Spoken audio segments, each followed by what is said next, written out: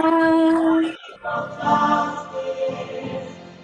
the hands of our women who will rise to up the best for all. Who will rise to up the best for all. Who will rise to up the best for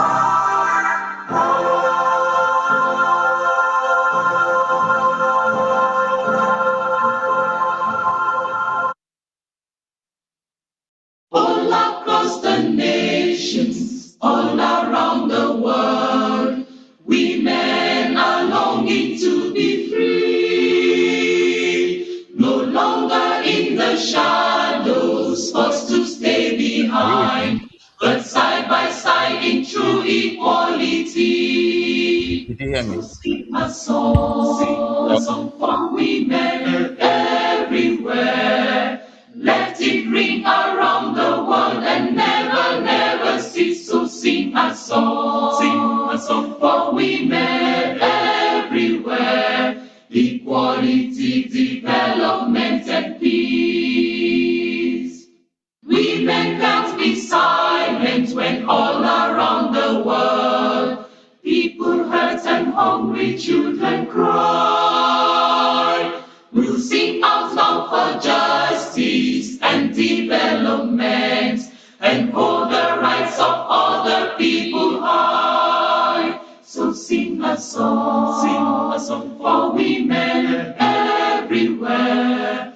Let it ring around the world and never, never cease. So sing a song for women everywhere. Equality, development, and peace.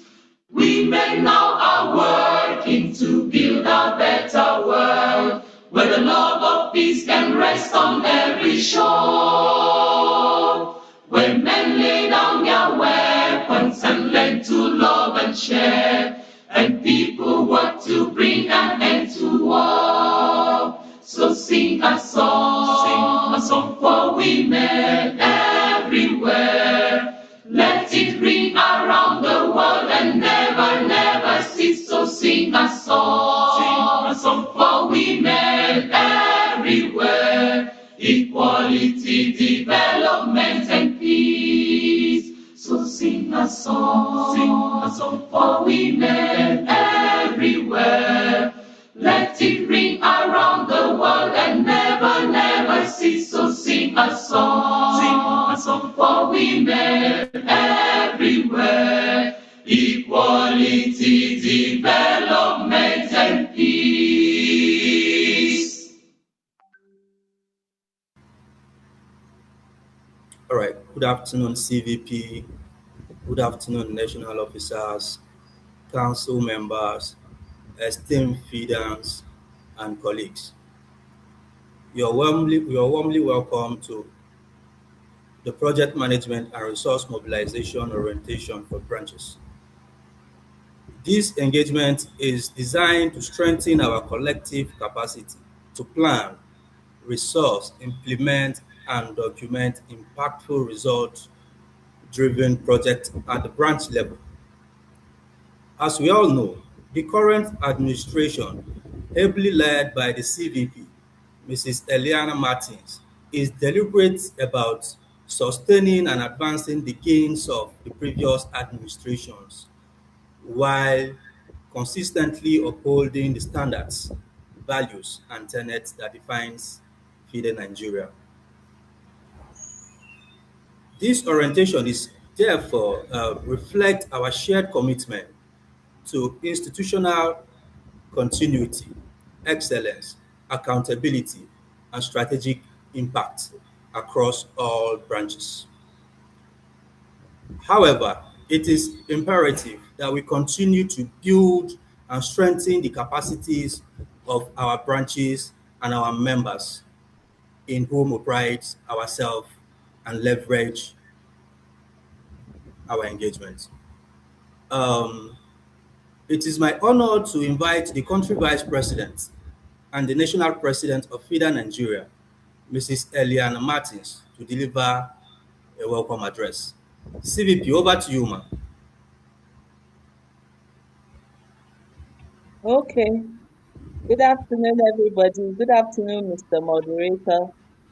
It is my pleasure on behalf of FIDA Nigeria to welcome you all to our project management and resource mobilization orientation for branches.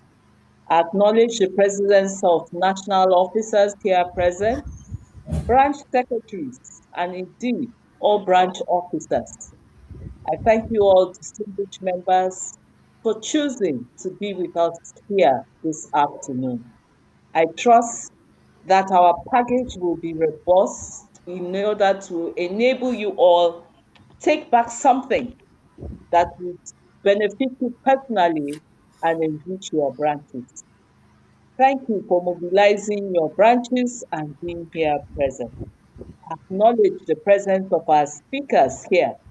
We have rich resources within FIDA Nigeria, and we are proud to say that even within the Secretariat, we have rich resources. We acknowledge our speakers there for this afternoon, Mr. Fiki Obaro, Jovita Chechet, and Ifeanyi Eze, who I'm sure will do a wonderful job. We congratulate us for coming out of our leadership training as we continue to engage with each other. FIDA is high on ensuring that we develop and are properly equipped for the leadership roles that we play. We ensure that our members have the necessary resources with which to strive and to give efficient service. And so we in FIDA Nigeria have taken this topic in this first quarter as the most timely and apt topic, such that we're able to engage and to rub minds and make sure all of us are on the same page. And please, as we engage here, feel free to ask questions. It's an interactive session, and we're all members of FIDA. And so nobody will be embarrassed in one way or the other. Let us make sure that we are clear on all deliverables here. FIDA desires to support members and branches to ensure that at least in terms of key activities and projects, programs that they carry out, there's clarity of purpose. Last year, FIDA Nigeria, in support of our branches, was able to commit to doing a grant, making a call for community outreaches, and we were able to support branches. There were lessons learned there and marvelous success stories from that outreach. But knowing that we have had that experience, new lessons come out for us.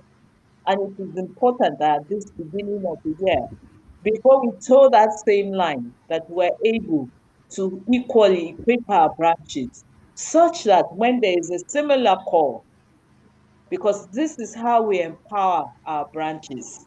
When there's a similar call, branches find it easy to key in and are able to accept, adopt the right attitude and know that this is not a problem, but it is an opportunity. And because they identify it as such, they are able to do the needful and rise up to the task. And so I welcome you to this meeting where we'll be discussing project management. How do we undertake to work efficiently, to plan, to organize, to manage our resources to accomplish our set goals within a set time frame? It's as simple as that. How can we support one another to be more efficient? We know within FIDA Nigeria, we are structured, we have systems, we have processes that guide us from our strategic plan to our annual work plans and year planners, where we set goals and we set targets for ourselves. And as we do that, we engage And we look at how, in looking at project management, what do we strive to accomplish here? I can assure you that by the end of the day, you'll be able to gain great clarity.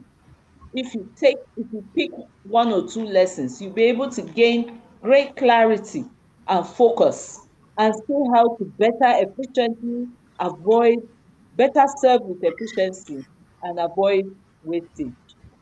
We will see how we are better able to do assessment and to be able to acknowledge what risk is. See how to work, put hands together to work as a team and coordinate effectively, knowing that these are the high standards that we have set for ourselves. And of course, there will be better stakeholder satisfaction. And as we look into resource mobilization, I trust that we'll be looking at how we'll be managing these very scarce resources. I've had the privilege and the opportunity of going around branches and engaging them. And definitely the resounding question is always, how are we able to make more money? How does FIDA Nigeria support the fundraising? And this is part of the process. When we open your eyes to how you can gather and manage scarce resources to achieve your goals.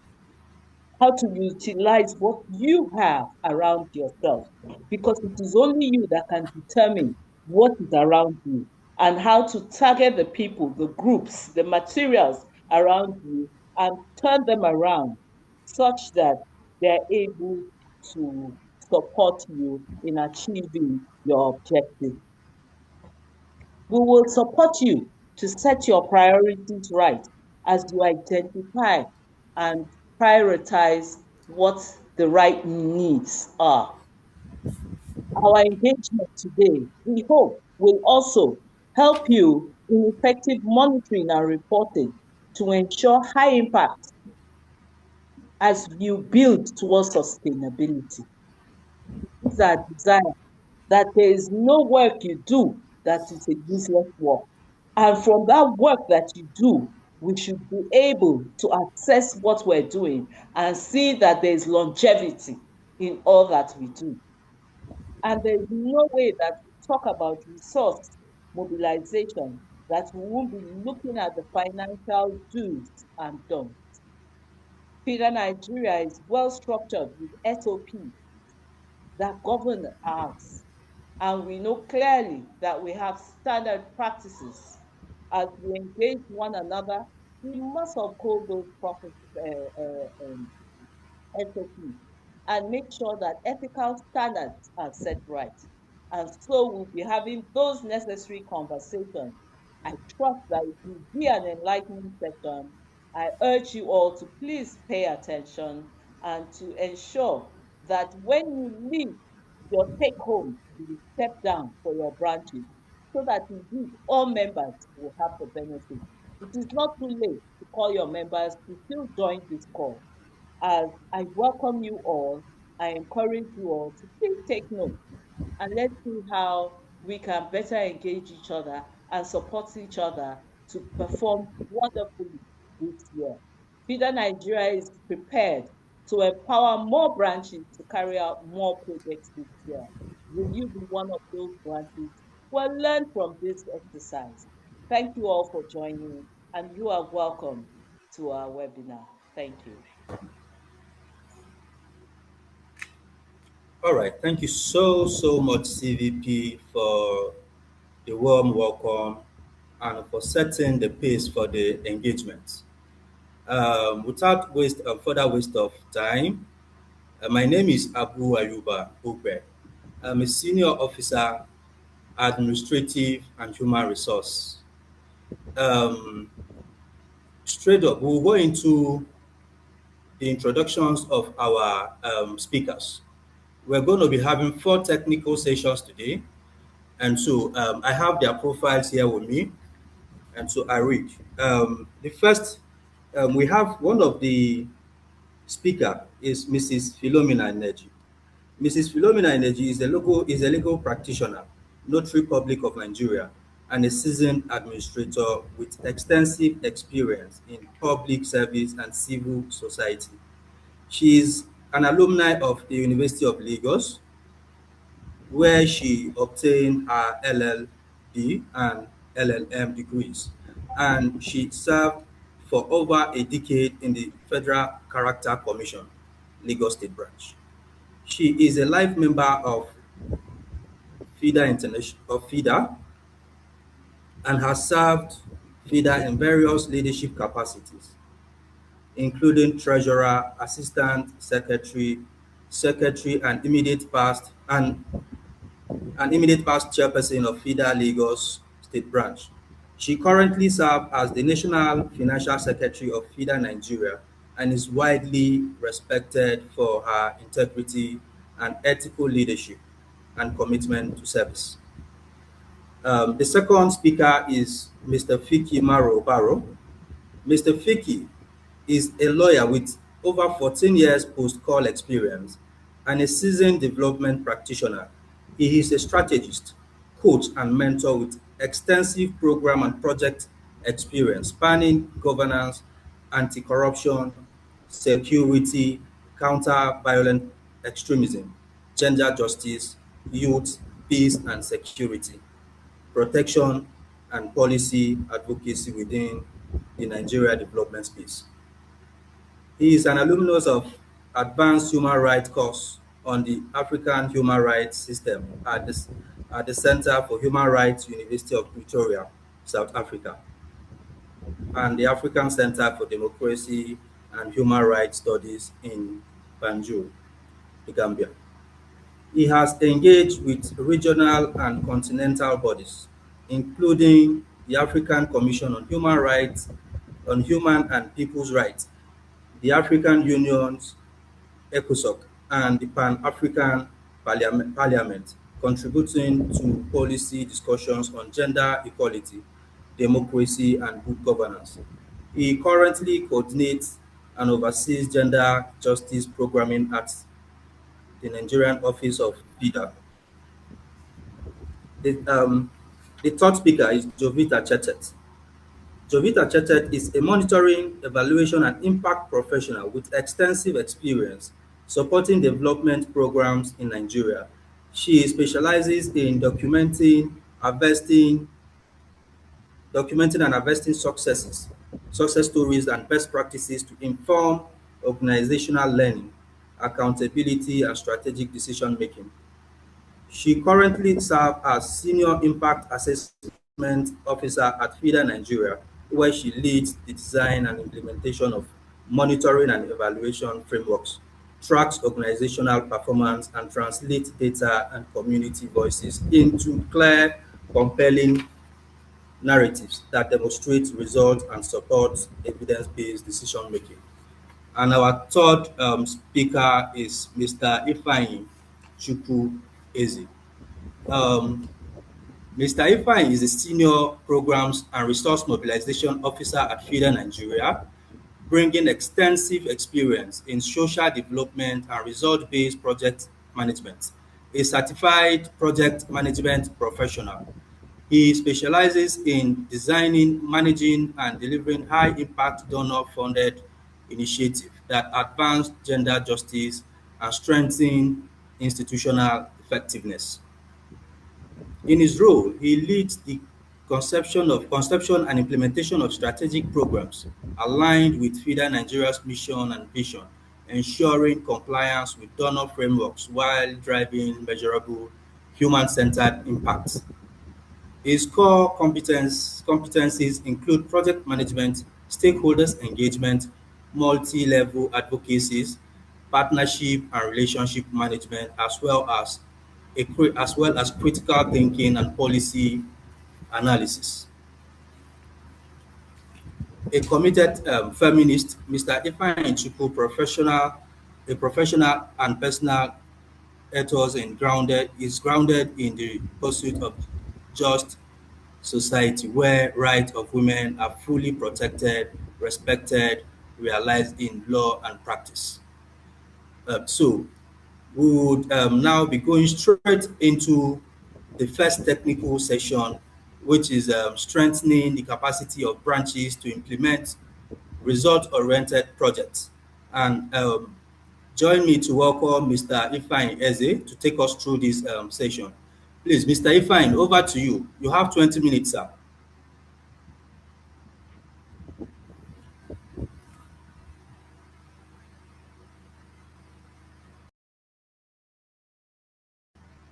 Mr. Ifeanyi, if you can hear Yes, us, please. yes, I'm with you. I just hope that my slide can come up. Please hold for, and I understand I submitted it a little bit late. CVP, good afternoon.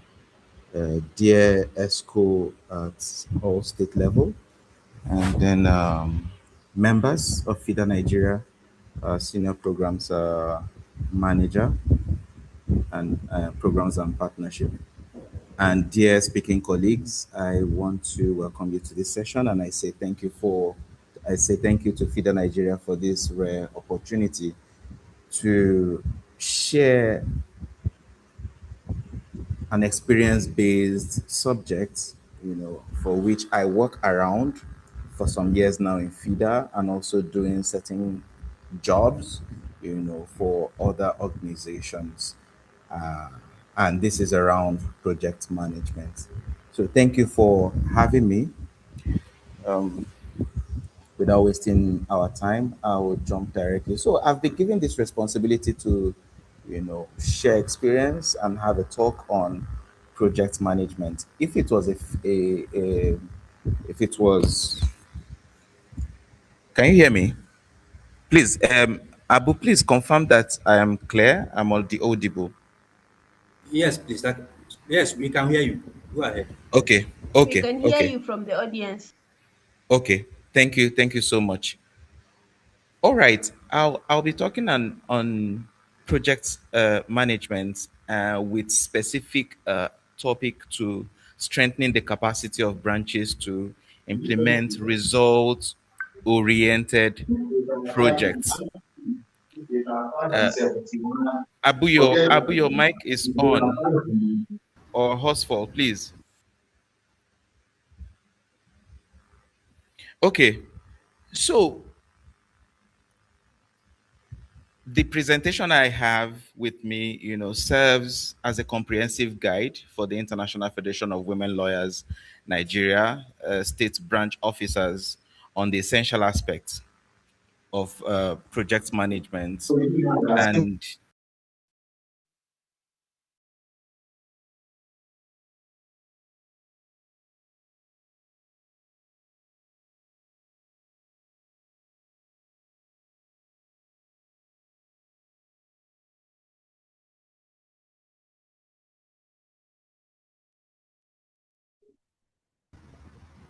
Ifeanyi, are you there? We can't hear you. We can't hear you, Ifeanyi. okay, do you hear me now? Yes. Okay. You're back. All right. Thank you very much. So I said my speaking topic is around project management with a specific focus on building capacity of branch officers towards implementing based result based projects.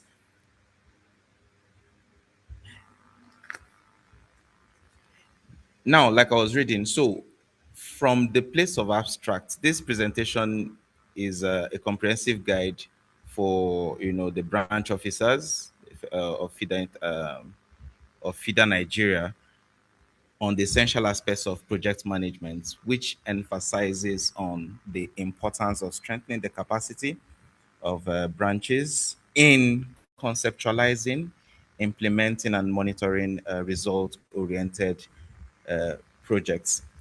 We do, we do. I don't know if you agree with me that we basically require project management in every aspect of our lives, as long as work is done, as long as there is any activity one has to do, there is the need and there's call for project management. And so I will not be limiting project management to just what projects that FIDA Nigeria would get from donors, share at the branch level, I mean, to work with the branches, in alignment with the vision and mission of FIDA Nigeria, as well with the donor. No, I'm going to give a general concept as well, of project management, so that every FIDA Nigerian officer is able to, whenever you think about any work that is related to FIDA Nigeria, you should be able to have certain skills to carry that work from the moment that idea has come to that stage where that idea has been actualized, and now applying certain technicalities, towards reporting, towards ensuring that that activity that has been carried out is impact based, and then that it is sustainable. So that's my major objective setting, for this meeting. So, like I said, it is aimed at strengthening branches to conceptualize, implement projects effectively, and also have this program management perspective or standard. As you know, program management has an international standard, and that is recognizable, that tells you that every project has a life cycle, and it is our place today to understand where we begin any work that is organized, what we do at the middle, and how it should end. Understanding also the key and essential elements such as, scope, time, and cost management. So, now, project management is the application based on definition, right? Is the I don't know if this slide, if you still have it, you can I can always tell you, when to go next if it's possible, please. So, project management by definition is an application of knowledge. That means there would have been a knowledge gain about something, about a project, about a work. Is an application of knowledge, skills, tools, and techniques. So you can have the knowledge about a project, but if you do not have the skills or required tools, you may not be able to, have a desired project end. So it requires techniques, tools, you know, to meet project requirements. It involves, now after you have all this at the beginning stage, there's what we call there's what we call conceptualization. Conceptualization comes from the knowledge level, the very first aspect of project management. What work do we want to do? Who does this work target? What do we intend to achieve? Who intends to benefit from this work? What is the scope? When we talk about scope, what are the limits to where, or to when, and to what we are going to do? You know, that is, all these are under the ideation stage. Then the next stage in project management, we'll be talking about, planning. Now you design what we call a work plan or a framework, something that is going to guide those ideas that has been conceptualized. So sometimes at the FIDA national office, when we get grants, one thing that we must do is to have a work plan, and your work plan must adapt to the donor's timeline.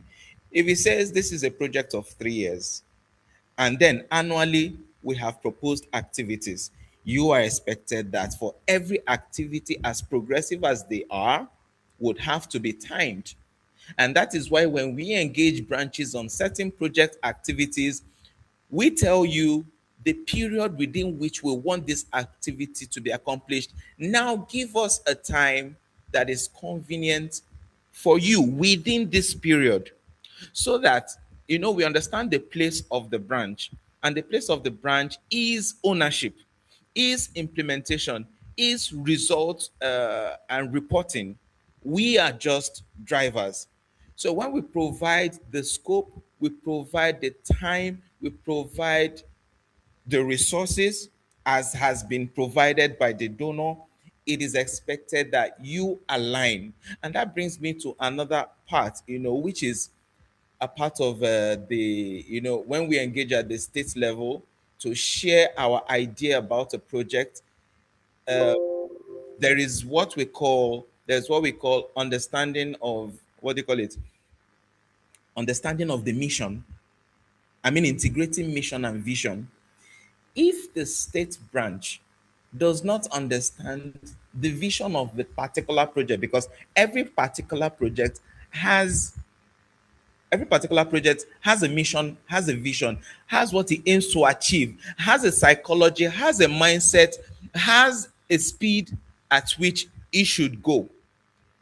The first place to fail is when that branch officer has not completely understood has not completely understood these dynamics of this particular project. That gives the problem. That is when we get to see experience issues such as follow up. When we have come, we discuss, and you implement, or we assist in implementing, and we step aside. Then you see certain branches, for example, not able to carry on at that same momentum. And you start asking yourself the question, did we share enough of the idea about this? So when we design projects, they are designed in such a way that even the branches should understand, so that if, okay, now at the secretariat where we are, of course, we are paid staff. It's very possible that, that tomorrow a staff, let's say Mr. Fiki Obaro, who is the program manager, who has conceptualized the project, or me conceptualize the project, bring it down to the state level. Tomorrow I'm not there. But while I was there, I've been able to speak with the branches who are supposed to be drivers of this project. Whenever there's an activity that comes on, they're supposed to drive it, and they're supposed to report, and they're supposed to provide sustainability.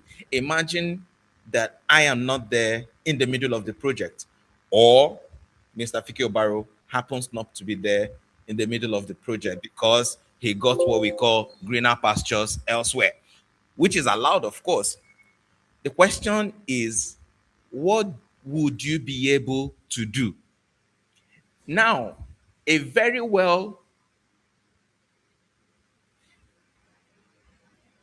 sorry, I don't know if it's important to start to do the video. Okay, so now a very well communicated project plan, project vision, entails that there is an interest. Of course, there is an interest towards the branch, and that interest on project has been shared. Then there is the other receptive value or aspect from the branch that receives it just as is and flies with it. If the officers at the national office is carried away by several other projects, do we need to always come back to you, when we have a lot of activities in hand, always come back to you to say, have you done this, have you done this? Someone that shares the same vision, goal, value, and would understand, who have understood, right from the inception of the project, that this is what this project is to achieve, will always call back the attention of the supervising officer to say, what do we do now? Where do we go from here?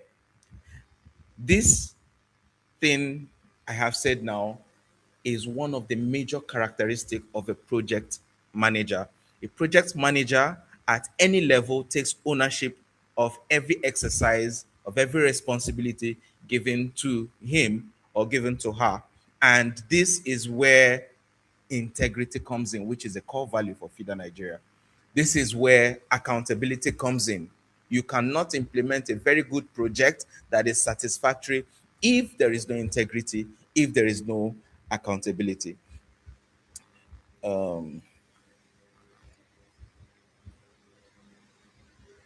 Why is it important? Why is it important, to why is project management important, or why is it important to be a project manager? it allows us align with our goals.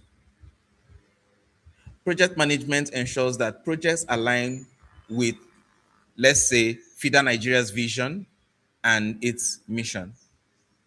Secondly, one of the importance is resource optimization. So when you have efficient use of resources, when you have resource optimization is one of the importance. It allows for efficient use of whatever resource you have. If, for example, okay, I'll give a very familiar example. Ford Foundation project can never be the same as Action Aid project, but these two projects align with the FIDA Nigerian, with the FIDA Nigeria's mandate. Now, when we have to do with resources, the resource provided by Ford Foundation is based on their capacity. The resource or the funding provided by what they call Action Aid, of course, who will give us, for example, 5 million to, well, just in case they are here, it's not derogatory, it's just an explanation. This to say that 5 million worth of project and let's say 200 million naira worth of project, you know, with this amount of resource gaps, do you think that we'll be able to implement and achieve the same, even on the same project? The answer is no. I mean, a clear no. Reason being that there is a specific resource available for a particular project. So when you design your project, it has to, project management knowledge allows us to design our project based on what resource is available. If it is 5 million, you're then not going to go and implement activities in how many states when we know. Now I'm speaking to FIDA Nigeria as at the as a national, at the, at the national level, or let us even bring it down. You have 100K in your account as a branch, and you conceptualize a project, and you go and conceptualize a project that is valued at how much? 1 million. You will be stuck. But project management knowledge allows you to properly plan your resources, to fit into whatever activity you want to achieve and yet give you results. And then you fly with those results. Now, another importance of project management is allows you understand risk management, identifying and mitigating risk associated with projects. I won't be taking my time because I have limited, and I think I'm running a bit late. So, and finally, one of the importance is stakeholder engagement. So, like I said, in this current slide, hold on, please. That same slide, your project must align. There must be an optimization of resources, risk management, and engagement. Then stages of project management I have mentioned. So I'm just going to run through it. You have the initiation stage. Yes, please. That's the next slide. Of course, you have the initiation stage. Initiation stage, I have spoken on it in a robust manner to say that initiation stage has to do with conceiving, it has to do with the psychology of the project, identifying who your stakeholders are, creating, the pathway, understanding the pathway. And then the next level is your planning. That's the roadmap, all the tasks, all the timelines, all the resources. Who is responsible for what? At what time do you have to deliver your deliverables? And let also not forget that when we plan, we are also expected to identify what our MOVs, means of verification, because we are talking about projects. When they ask you for accountability sake or for reporting sake, or to check the quality of project you've implemented, where are the documents, where are the proof of your the projects that you said you have implemented, where are they? When you cannot produce any of these things, it's as good as you have done nothing. And these are the challenges of most of the branches. The ability to provide In fact, it even trickles down, like we had a program in Jos with traditional leaders who we have found out have been implementing a lot of things. I mean, doing a lot on their work plans that we instituted with them, you know, and we thought that they are not progressive. But when we shared success stories with them, they shared with us, we gave them that opportunity. We realized that they have done 110% beyond what we expected them. But the problem was that we were not aware of what they were doing. So one of the techniques that was applied, and that was through Fiki Obaro, who is the program manager, was to call them one by one to state their success stories. Not just success stories. In fact, tell us what you have been doing. Tell us the successes you've been having. We started hearing successes, and they were more than enough to give back to our founder. So those were one of the takeaways. So that means in your planning there needs to be strategy in case what you want to achieve is not coming the way you want it. You re-strategize. Then the other stage is execution, where you implement the project plan by coordinating people and resources. Then the other stage, you monitor every stage. So monitoring and evaluation comes at all stage. Monitoring goes at all stage. Evaluation has midterm, at the final. This is to see that indicators were on ground you know, that could reflect what we wanted to achieve, to see was it done well, how far was it done, to who, what numbers. And so monitoring evaluation does a lot with numbers, does a lot with results, and all of that. And so we have the life cycle. The life cycle of a project will still have that conceptualization, development, implementation, and evaluation. It's just a repetition of what I've just said. Then the key management components. Every project has a scope, and we call it scope management. There's something, in PMP, project management professional course, made me understand. Project management has, for everything you have to do, for everything you have to do under a project requires management. I will explain. If in any project you have, and you need to manage that project, right from the scope, there is what we call scope management. Scope management So, will allow you. Mr. Ifine, Yes, please. you've used all your time. Please begin to You round up in should. 2 minutes. Okay, Yes, okay, please. okay. By God's grace, I'll do that. Yeah. So maybe I will share my slide so that they can use it. But I'm so sorry. Project management is a very interesting conversation and topic. So yeah. So you have scope management when you want to deal with time. When you want to deal with time and timelines, there is time management, and that means that for every time that is spent, it must be reported. If there's going to be a change of duration or time, the senior officer on that project has to know, because it allows you also detect what risk, and that is the management. When you come to budgeting and costs, that is management. Quality control is management. Human resources is management. Communications management. This is just to tell you that the components around project management are management, and I hope it's understood. Now, I will not speak so much about monitoring and evaluation because it deals with impact assessment, and my colleague will be talking about that. So I'm going to skip that for the sake of our time. But then, what is, simply put, what is result oriented project? What does it look like? What does it aim? What should it have as a characteristic? And I will call it the pros. It will have a clear objective.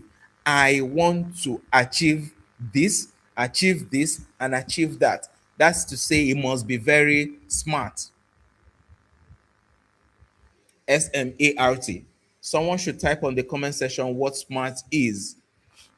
Then your project has to, have stakeholder engagement. It involves, um,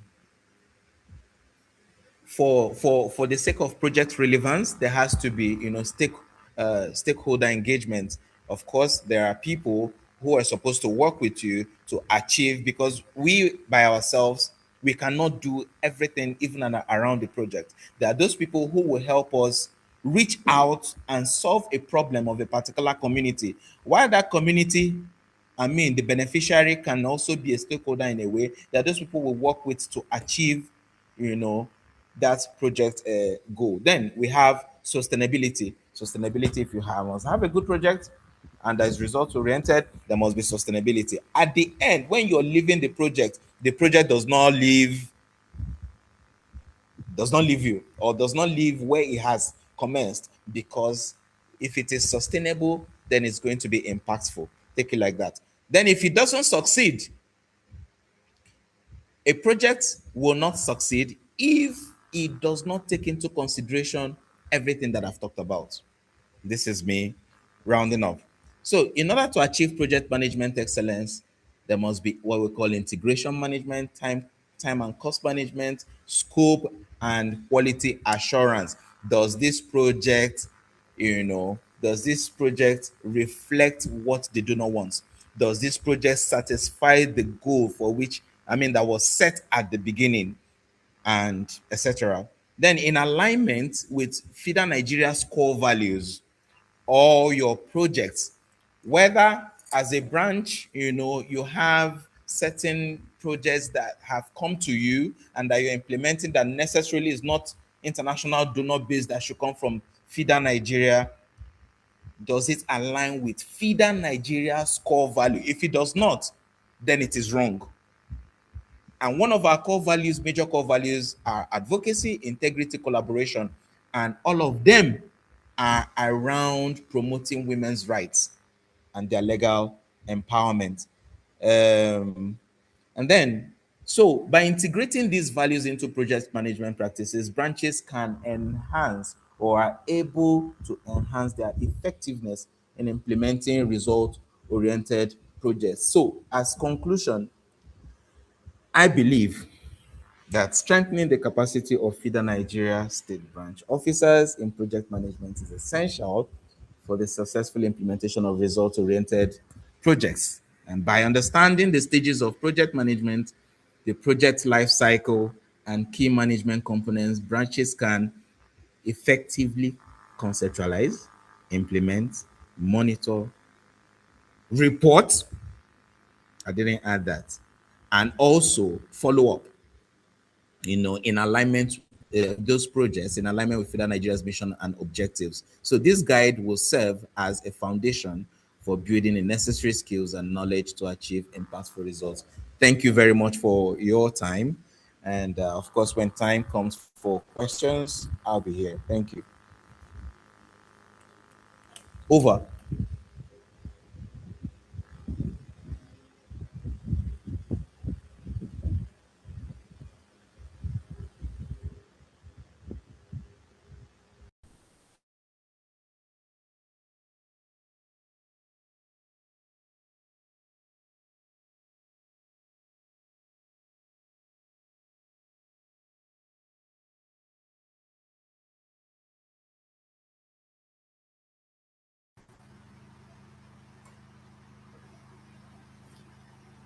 All right. Thank you so much, Mr. Ifeanyi Eze, for your insightful presentation on project management. So, summarily, what I got from your presentation is that project management is the ability to design, implement, and manage a project from start to finish using needed and necessary tools and methodologies, right, to achieve a desired result and deposit sustainability plans, right? And this is because a project, has always has a life cycle, and of course, sustainability helps us to continue to sustain the gains of the project, even while the project life cycle elapse, right? So, thank you so much once again, Mr.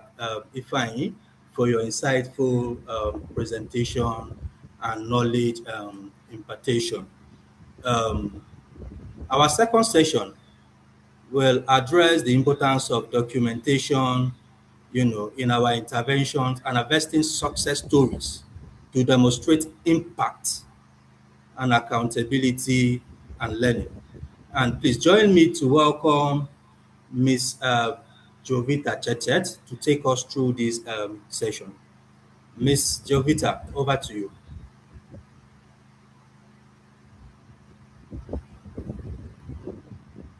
Good afternoon once again, CVP, esteemed national officers, and my dear FIDANs. Good evening. So I'll be taking us through this session on documentation and harvesting of success stories from our everyday interventions.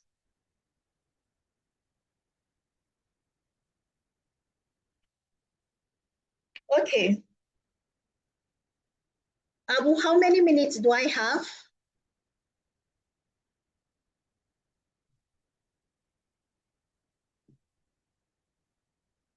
Okay, by way of introduction, I will say every project and every intervention we carry out. Also, please, the first slide. Every project and every intervention we implement, whether big or small, have a way of creating change. In those interventions, we have outcomes, we have achievements. In those interventions, whether big or small.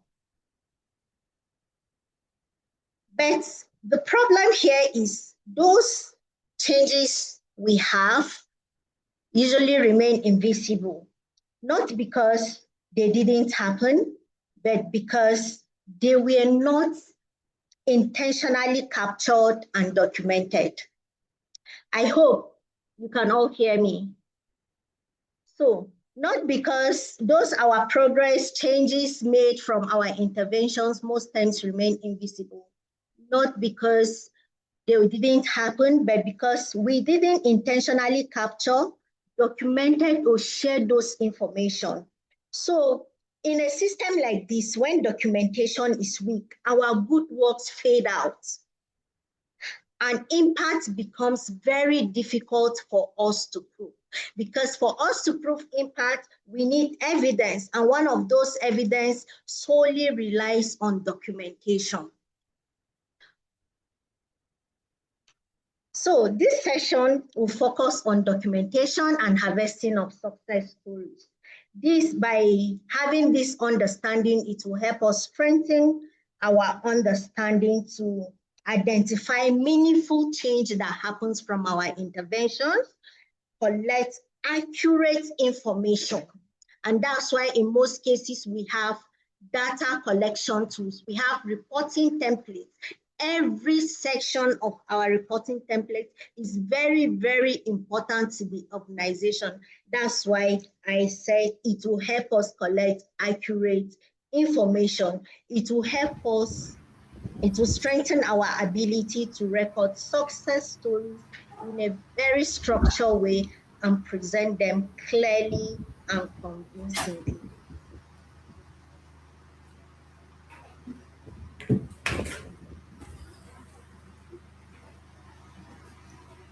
So, before I move into discussing documentation and success stories, we first need to, I need to speak about learning, because learning is a very important cycle. Without learning, we will not have documentation. Without learning, we will not be able to have will not be able to develop success stories. So by means of definition, learning is the process of acquiring new knowledge like skills, behaviors, and attitudes. So in this context, learning goes beyond formal education. Learning goes beyond formal education. It has to do with our experiences, reflection, and also our practices. What does that mean? Learning is not, what does learning is not limited to formal education means? It means that from our intervention, we learn new things, the experiences in the field, when we are able to gather and document those experiences in the field, it enables us to come back, analyze those experiences, and reflect on it. It's only when you reflect that learning have values. It's only when we reflect that learning have value. Why? Because it's on that reflection stage we are able to identify what works well in our intervention, what did not work well, and what we need to improve, or where do we need to re-strategize to further strengthen our implementation. That's where reflection comes in. And third and lastly, I would say learning leads to change.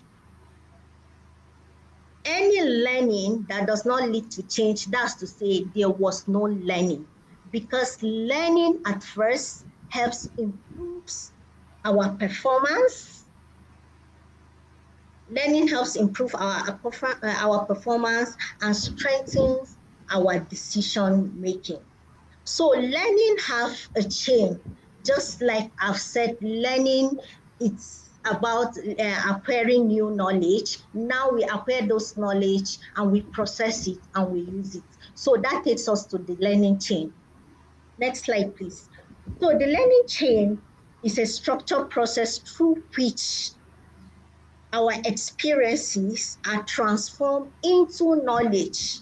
Those experiences we gain from the field are being transformed into knowledge, and this knowledge is now used to inform our decision making within the organization. So in our everyday work, from our sensitization, market sensitization, community sensitization, stories heard from our beneficiaries alone cannot create an impact in our work. The only thing that can create an impact in our work is how we process the experiences we receive from the field, and how we process it, and how we make use of those experiences. That's what leads to impact. So this shows that raw data or project activities can eventually lead to better practices and sustainable impact. In a very, very simple way, I would say, let us all consider learning as a journey. What kind of journey? A journey from what it happened to what we understand from it. So what happened was our activities. Then beneficiaries effort towards what happened. Maybe, for example, we have a training, we have a capacity building. That was what happened. Then what happened after capacity building?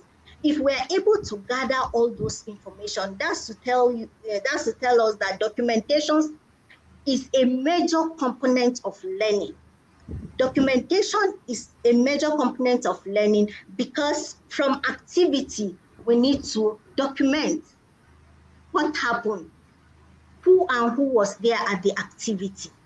We need to start documenting from activity, from what happened to what we understand. Now, A and B activity have happened within this particular community, and these beneficiaries, as a result of this learning, were able to do ABC.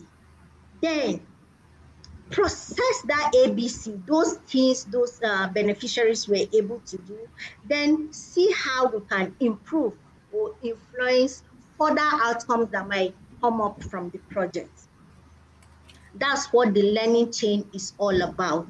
So it's a journey from what happened to what we understand to how we can use that information we understood in our project intervention. My colleague earlier have spoken on project management.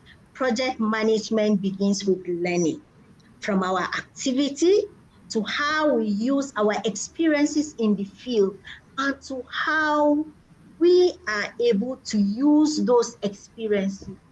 I hope all of us are on the same page. Next slide, please.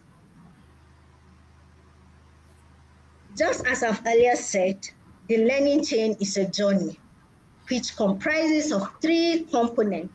One of it is documentation. The second is knowledge management. And the third component is knowledge product. So I'll take documentation first, which is our focus. Documentation, at this stage, the questions that usually pop out at this stage of documentation is what happened? What are the activities being carried out? What were the monitoring? Definitely after every activity, we have post-activity monitoring. What were the data received from monitoring? What are the feedback from our community members? These are all data we receive from our beneficiaries. And each and every data is very, very important. At this point, I encourage all of us that everything that happened within a particular intervention, document it.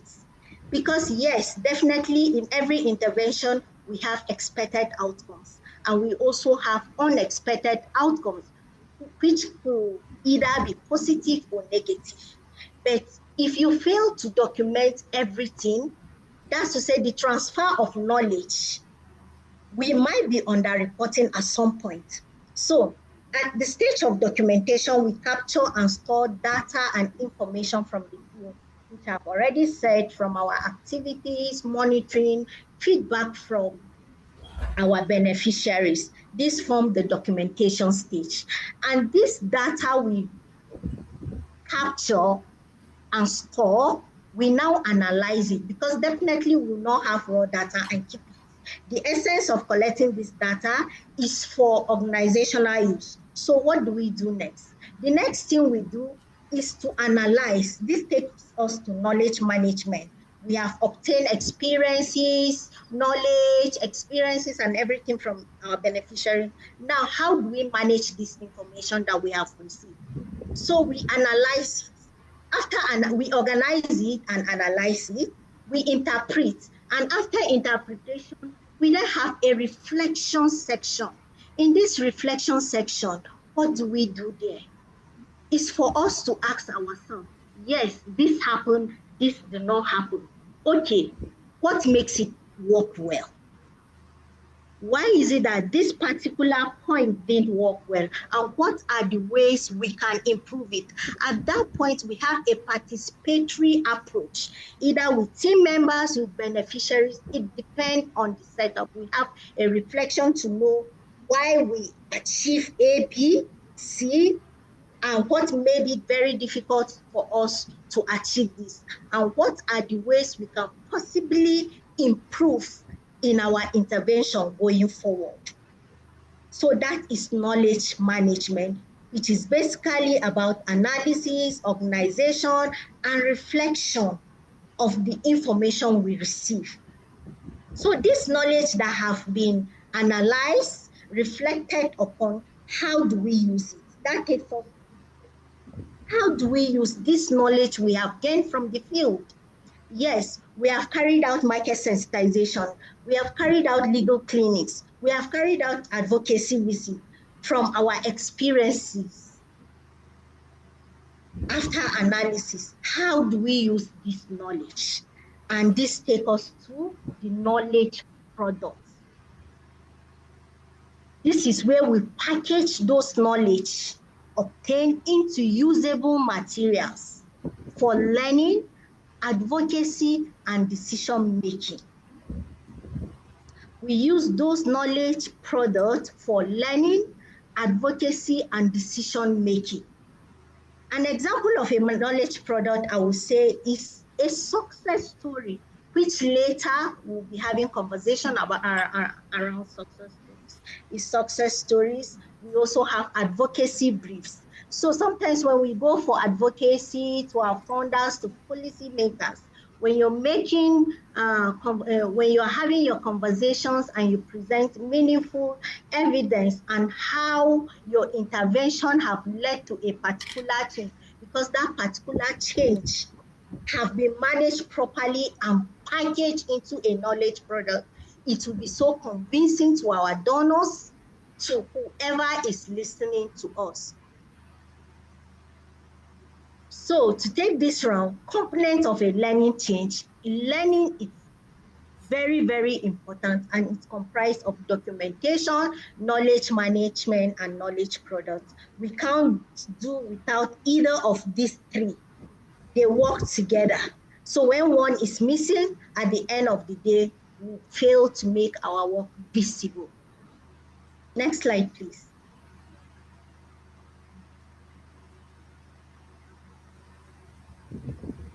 So success stories. I've earlier stated that an example of a knowledge product is a success story. First, what is success? Success is a desired or favorable result or even an outcome from an intervention achieved. So from success, we have achieved an outcome. Then make a story out of that success, out of that outcome, out of that achievement. So the story now paints a picture as to how intervention makes a difference, as how intervention make a difference in the life of the people. That is in the life of our beneficiaries. It paints a picture of how our intervention makes a difference in the life of our beneficiaries. So, by way of definition, I would say success story is a structured narrative that captures meaningful change resulting from a project or intervention. So these success stories usually answer the questions of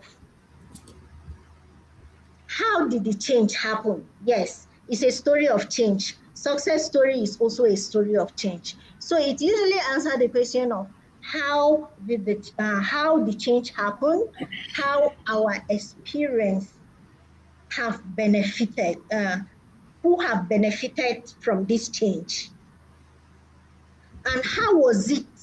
How was it before the intervention? That's the statement of the problem, right? And lastly, we ask why the change matters. Was the change necessary? Is it significant? Does it matter? So the success story usually answered this question from our intervention from the statement of the problem to our intervention to who and who benefited from that change and why it matters. That's for the success stories. So now it's another thing to have successes, and it's another thing to harvest those successes. In most cases, we have carried out so many interventions that we have changed. But because we couldn't actively identify what change we are to document, it became very, very difficult to document those changes.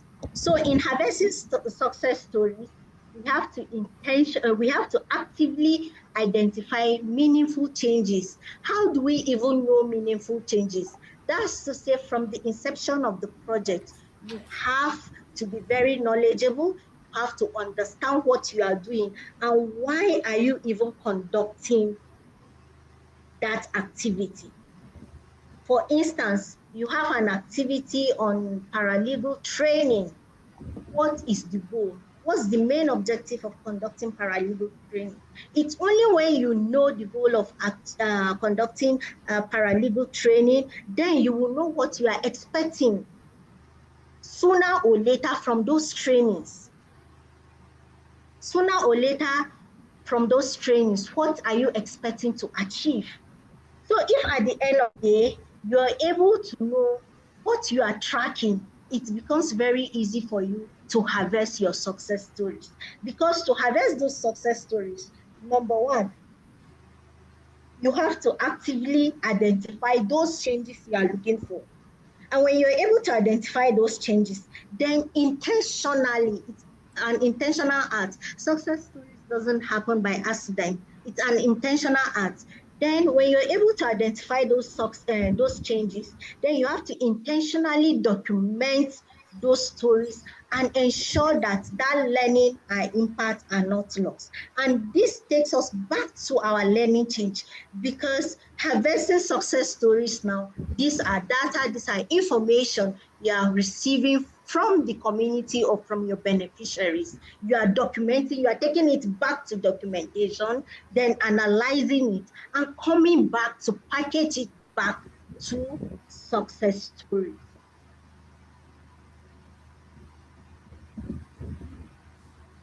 So after harvesting success stories, documenting it, analyzing it, and packaging it in a way that is compelling to our donors and to other beneficiaries, then you in the process in documentation of success stories now for an effective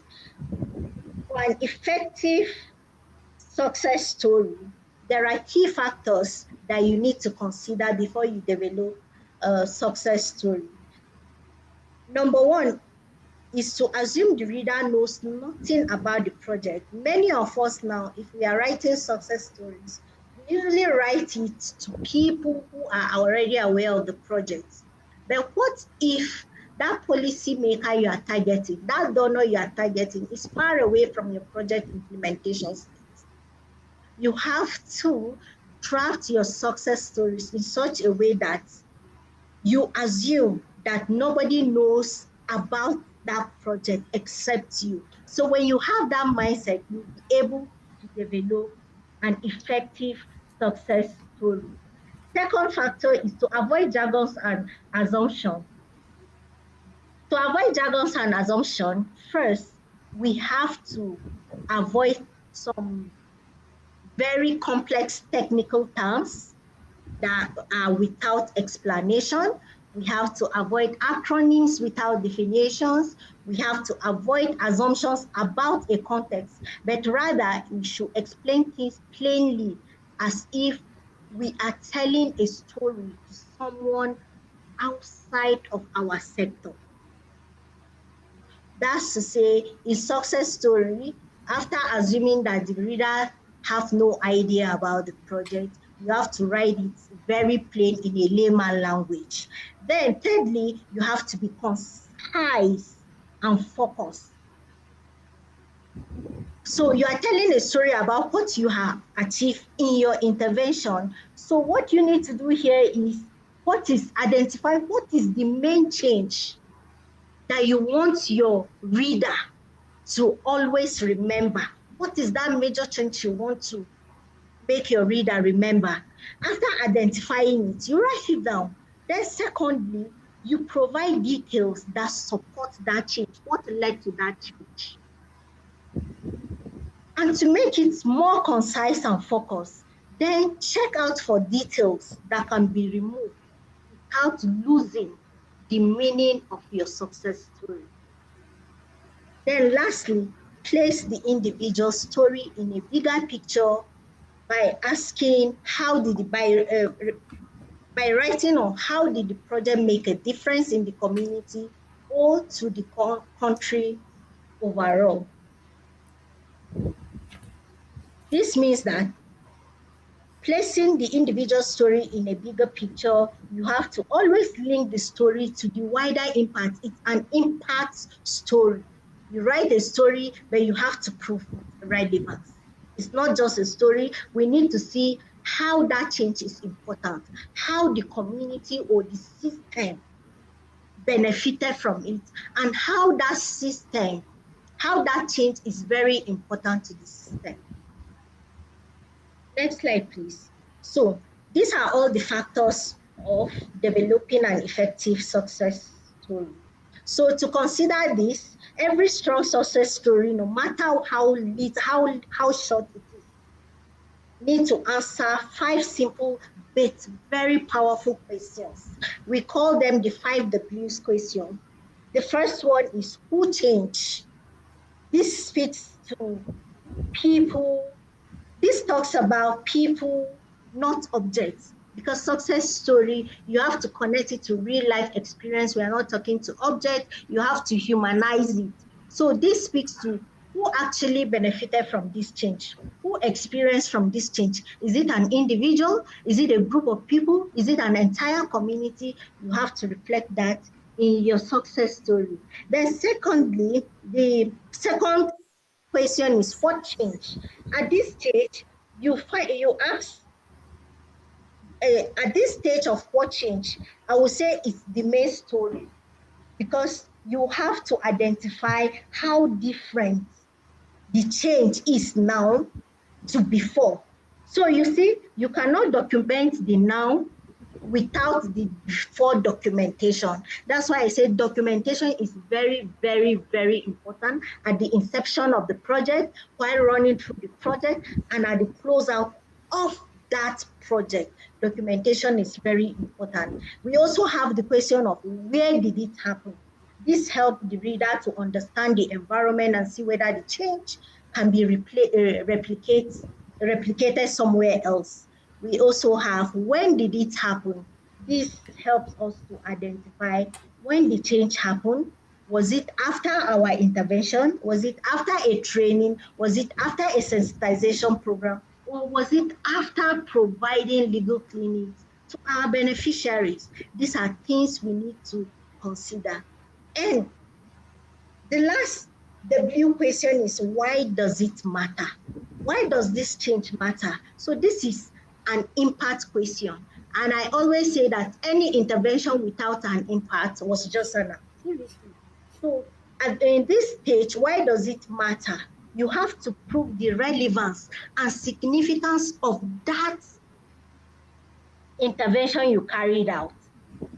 Responses will show how the change improves lives. So when you are a success story, it will reflect how the intervention have changed lives and systems and how important it is to that system and what could that change lead to in the long run. So in summary, I would say the learnings comprises of the success story, documentation, and everything. It's an entire cycle. You cannot accurately have one without that learning and documentation. Next slide, please. So now we have achieved our desired outcomes. We have achieved our desired outcomes, and sorry, that takes us to guidelines for documenting success stories. So now to develop a success story, I will just give us a very simple example here. First, we start with a strong headline by keeping it short and concise, just as I've earlier stated. So in other words, I will say most times the title should be a reflection of what was achieved from that intervention. I have an example here. Community leaders adopt local bylaws to protect women. It's actually an outcome. That was what we achieved, right? That would be the title of our success story. Hi, Ms. Yes. Jovita. Please begin to wrap up in All two right, okay. minutes. So secondly, what was the situation before the intervention? So this is where we have our, we state the problem, the statement of the problem. That's the challenge that was encountered before the intervention. This example I have is before the project, we have young girls in XYZ community frequently drop out of school due to early marriage and harassment. Most community members were aware of the legal protections available to survivors, and this forms the statement of the problem. Next slide, please. So the next is to explain the response. Now you have a title and you have the statement of the problem. You have the problem. So what did you do? What intervention did you render? So now it can be that the FIDAs organize workshops for traditional and religious leaders on women's rights and GBV laws, community dialogues and awareness campaigns to monitor and report cases. So after carrying out this intervention, now we provide the outcomes as a result of this intervention. For example, Community bylaws were adopted to protect girls from early marriage. Reporting of GBV cases increased by by 50% in 6 months, and survivors receive timely support. So now, if we take this very example, while reporting the outcomes, we also have a quotation of one young girl said, "I now feel safe going to school because our leaders care about our protection." So in this particular stage of documentation, without documentation, you won't be able to know how many percent increase in GBV cases. That's why I said from the beginning, from inception of every project, document. That's why the baseline is where are they before you came in? It's only when you are aware at the stage where that community, where that system is before you come in, before you will be able to measure your progress. If to say this reporting of cases at the baselines was not taken, won't be able to analyze and know how many percent increase in GBV cases reported. And also, you have to make your story very clear with candid photos. In short, in summary, success story have to deal with evidence. So it can be with clear pictures, quotations from beneficiaries. When you are taking quotations from beneficiaries, ensure that you take a consent from them in order to record that session. Ensure you take consent from beneficiaries before you take photographs. Ensure you take consent from beneficiaries before you take any video. So when you apply all these guidelines, you'll be able to develop a very effective and strong success story. Next slide, please. So why are these success stories important?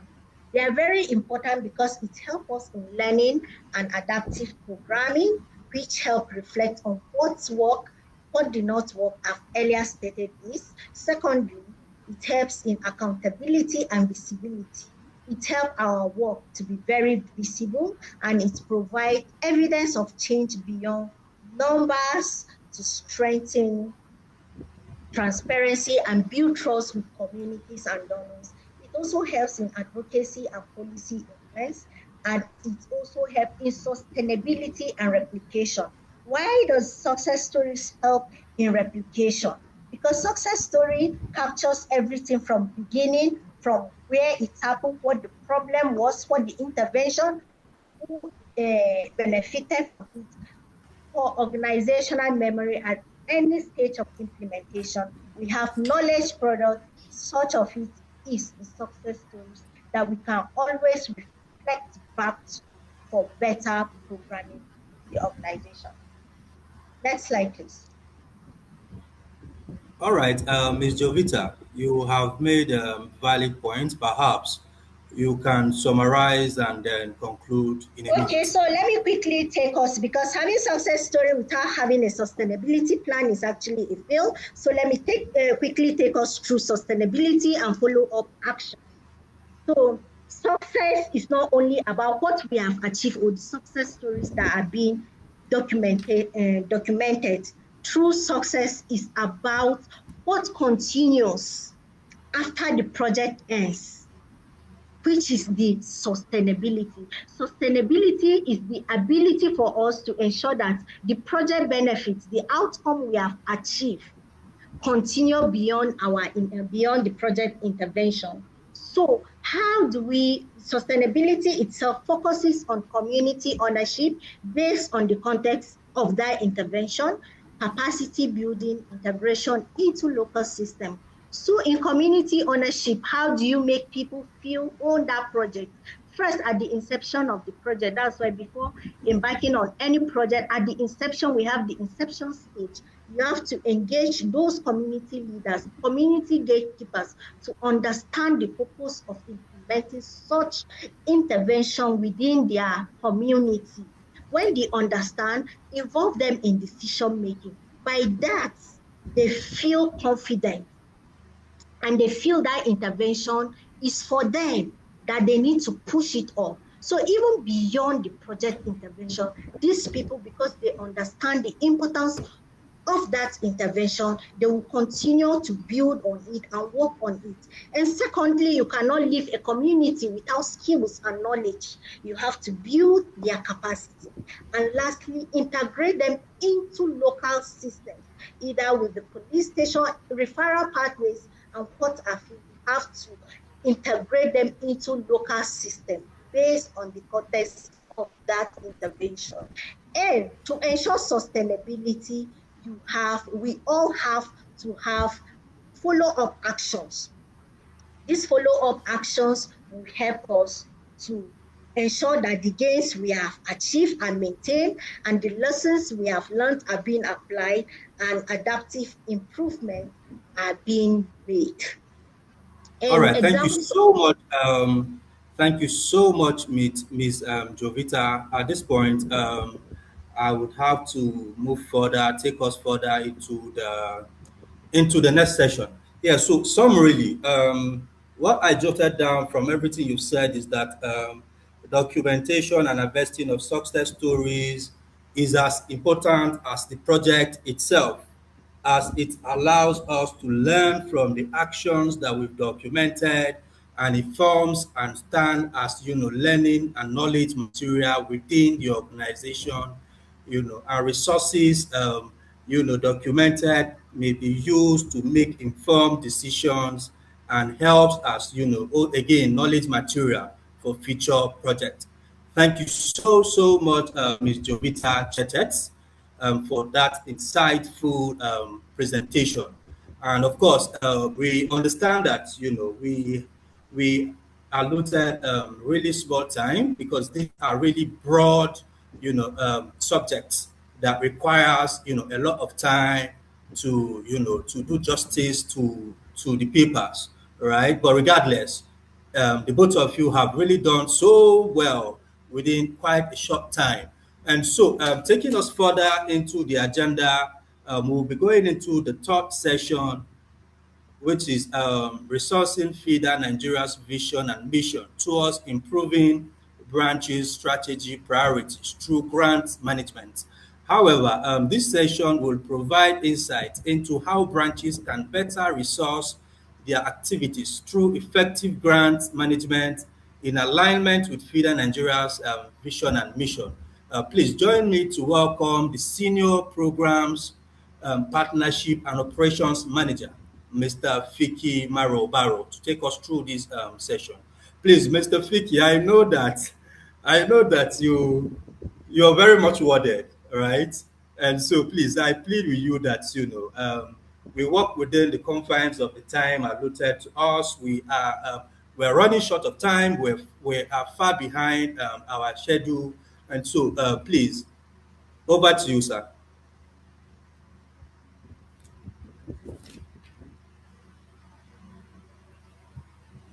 Mr. Fiki, sir, can you hear us? Over to you, sir.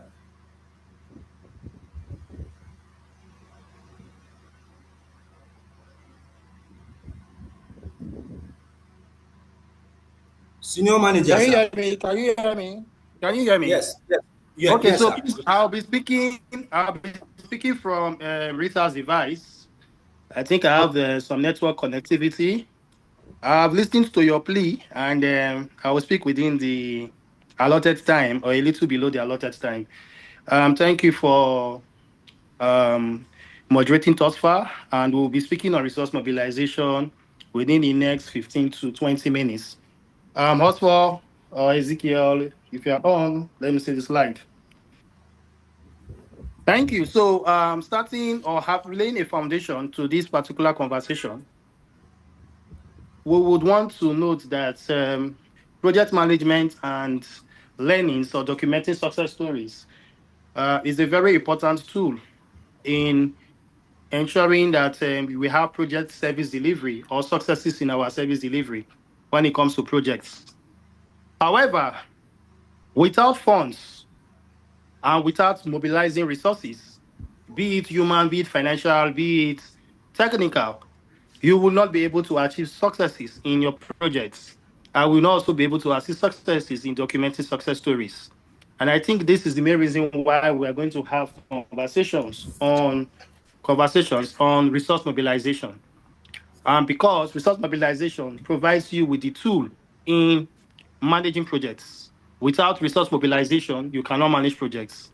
And so for us, we're looking at how can we mobilize resources in terms of getting projects, that is attracting projects, and in managing projects. How can we mobilize resources in managing projects? And within the next 15 minutes, we're going to have conversations relating to this. So first of all, what is resource mobilization? Resource mobilization can be defined in various ways. And from the slide, you can see that resource mobilization can be termed and defined as a complementary strategy. It's a strategy that complements an organizational strategy that focuses on mobilizing resources, partners, governments, philanthropists who share the same vision and mission of the organization. Please underline that word, who share the same mission and vision of the organization. Therefore, resources can be mobilized from various actors, but these actors must buy into the vision and mission of what the organization. Therefore, you cannot have a vision and mission that is not sellable to the public and is not sellable to what.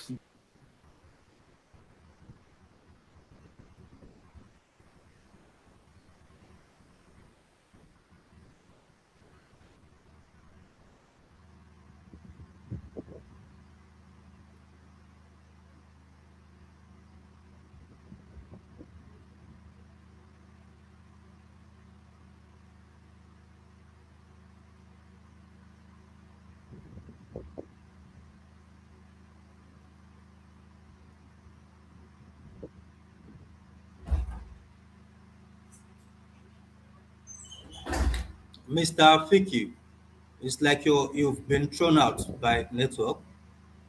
We can't hear you anymore. Can you hear us? Can you hear me, sir?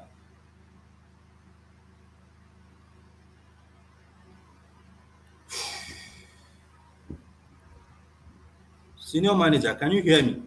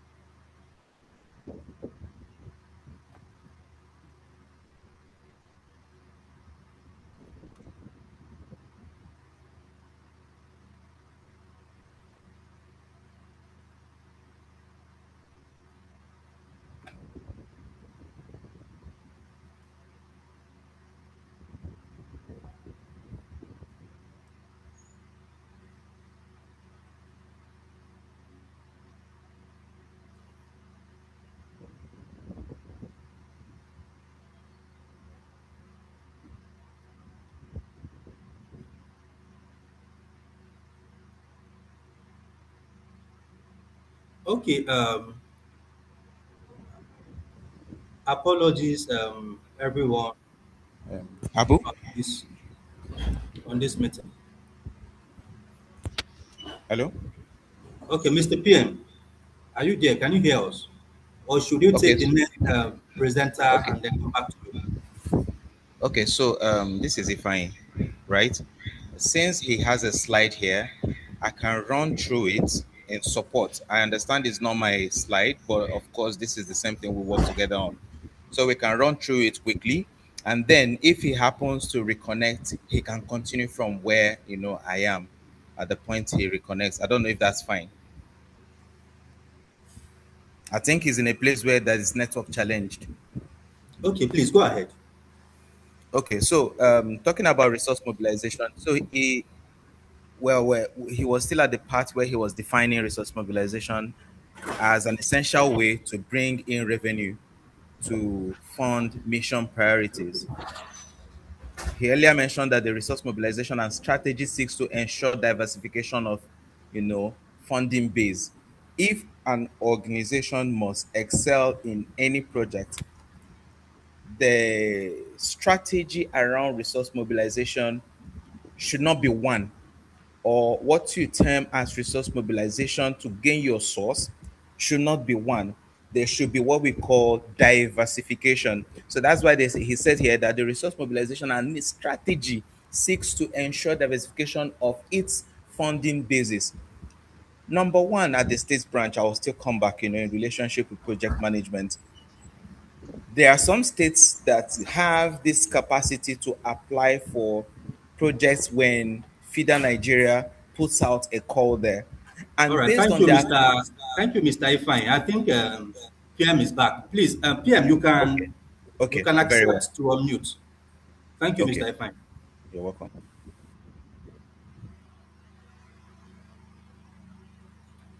PM, Okay, can all you hear right. me? Okay. So we've talked about yes, I can hear you. I can hear you. We've talked about All resource right. mobilization as a complementary strategy that mobilizes resources. But I said that it has to be key to your mission and vision. That's FIDA Nigeria's mission and vision.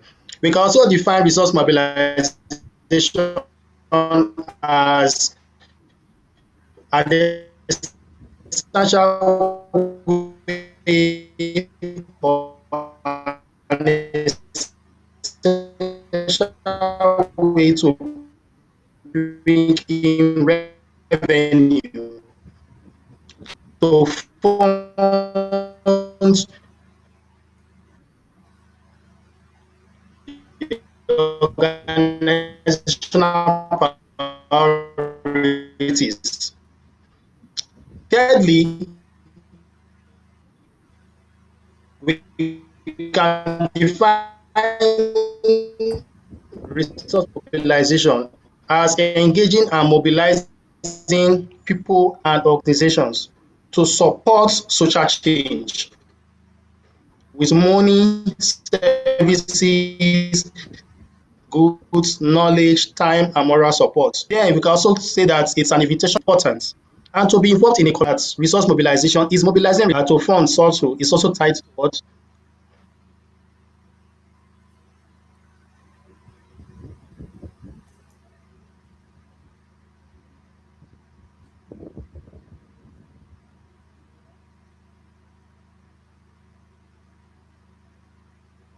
All right, so please the next slide. God bless. Sorry, the next slide. Okay, so resource mobilization is not begging, it is not harassing, it's not to force people to mobilize their resources. It is ensuring that those who are giving you funds feel good about themselves and have a right or achievement. Next slide. Next slide.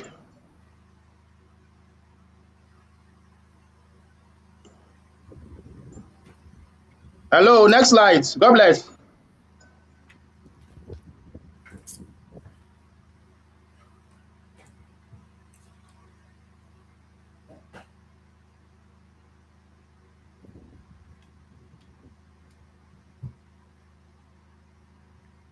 PM, can you hear us?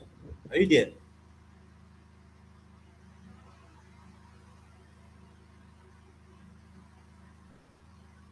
Hello, PM.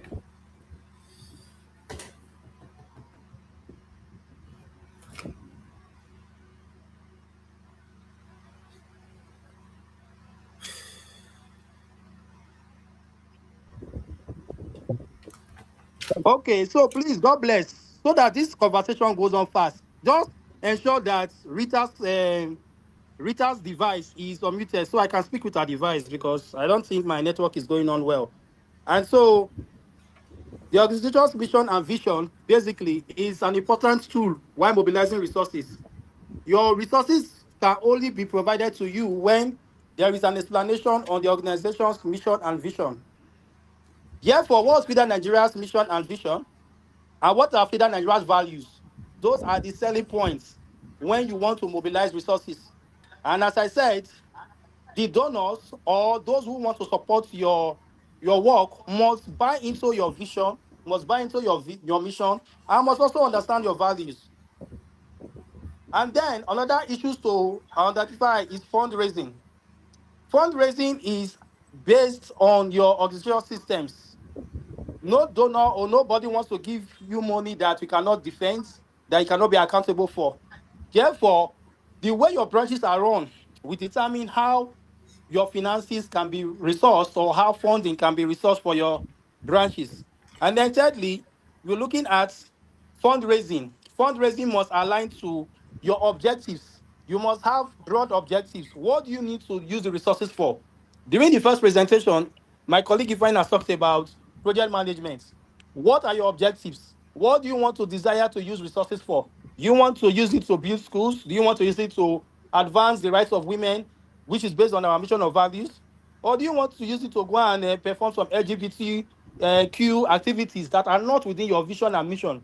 Therefore, the objectives in which you need to mobilize resources must be clear, and the donors must understand why you need to have additional resources.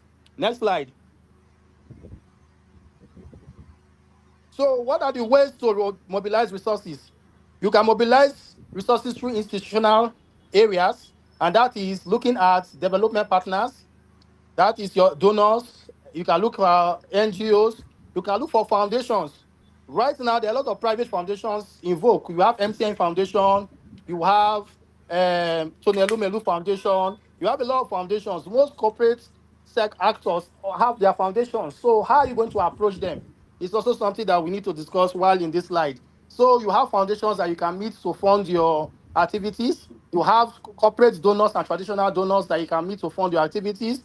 You have philanthropies that you can use to fund your activities. You also have governments that can support funding your activities. So institutional donors or institutional bodies are one of the areas where you can mobilize resources. You can also mobilize resources through corporate organizations.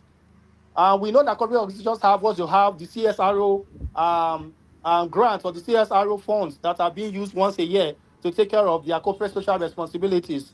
You can approach banks, you can approach insurance companies, you can approach companies, you can approach private actors and private entities to fund you through their CSRO plans. Thirdly, you have high worth individuals. High worth individuals. Bros, So those are your philanthropists.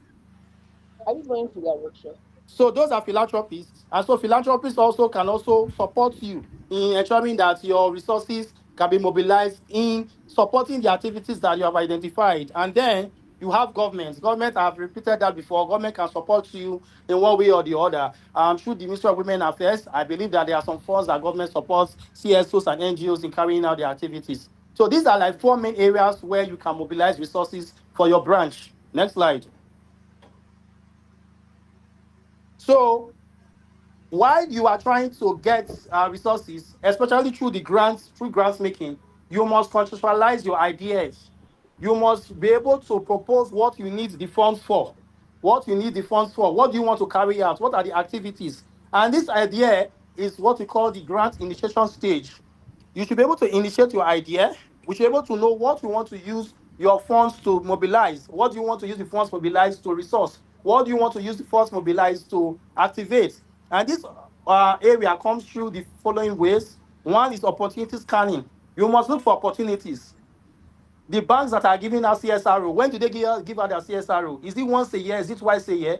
Is it January window? Is it December window? You should understand how banks, how companies in your locality or in your state provide CSRO funds. So look for the window, look for the opportunity. So the first thing is to what? Scan the opportunity. It's called opportunity scanning. The second way is to understand the call, the requirements of the call. If the bank or if the company wants to give you funds to go and take care of 50 girls in a particular school, you should know that the funds are for 50 girls in a particular school. The funds should not be used for another purpose. So understand the call. So while applying, you are going to apply based on the needs of the donor. The third stage is looking at it whether you are going to go as an organization or you are going to go as a consortium. With FIDA Nigeria Ebonyi branch or with FIDA Nigeria Bayelsa branch, partner with another organization in getting the grants, or you are going to go alone. So it's something that you need to also consider. And then you also need to look at the goal decision. The fact that you have discussed with a company or with a donor and the donor has accepted your call does not mean you should go immediately. You must have an agreement that indicates when you are going to commence the grants and the period you are going to also terminate the grant. So take you do not take an approval in principle for an approval per se. So you should understand when to start and when what to terminate. And then you also look at capability statements. For every organization that is being given a resource, you must prove your capability and your capacity. Therefore, you should be able to write a capacity statement of who you are as an organization, the number of projects you've been able to implement, and why you are the best fit for a resource to be mobilized to you. And then you have what we call setting up a project design team. You can only set up a project design team when you have a grant or when you have a fund mobilized and resourced to you. At that point, you will need to set up a team to design the grants and to know how you are going to implement the funds. And this applies whether it is 500,000 or it is 500 million. You must know when to set up a team. And the team can only be set when you already gotten a fund or you've gotten a grant. Next slide. So you have what we call the project design phase, and in this area, you have what we could call the project narrative. In the technical narrative, you must understand that, and you must design it in a way. You have the log frame or the theory of change. You should understand the change that you need to see or the change that needs to be occurred. And Jovita has talked about that during our success story session. You also determine the risk and the mitigation plan. What are the risks to the activity? What are the risks to the project? Will elections forestall the project from being achieved? Will insecurity forestall the project from being achieved? Those are the risks. And how are you going to mitigate those risks? Then you have the activity work plan. You need to develop an activity work plan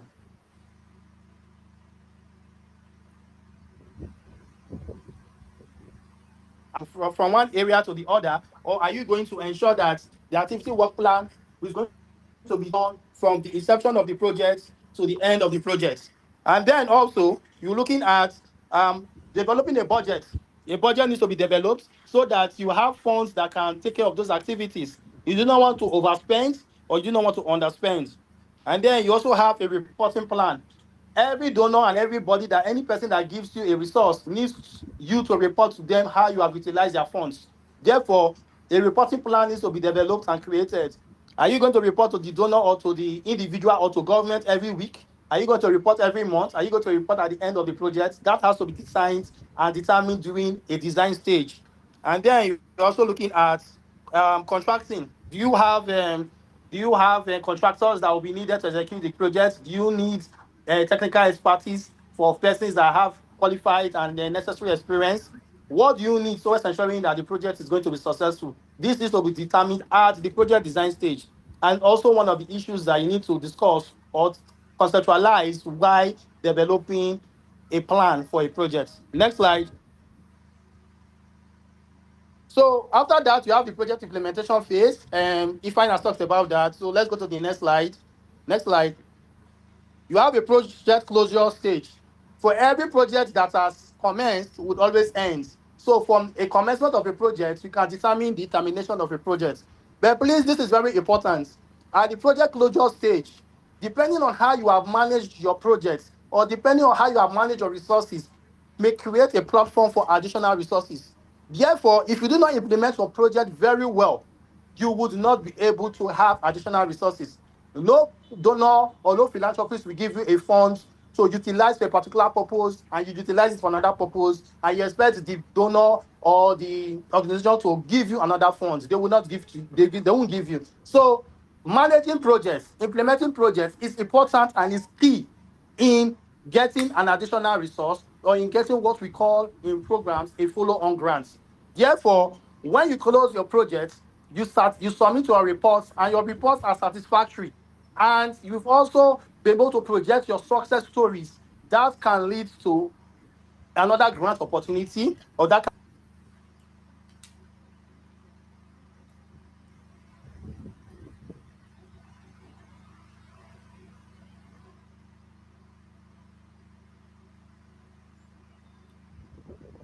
Hello, Mr. Fiki.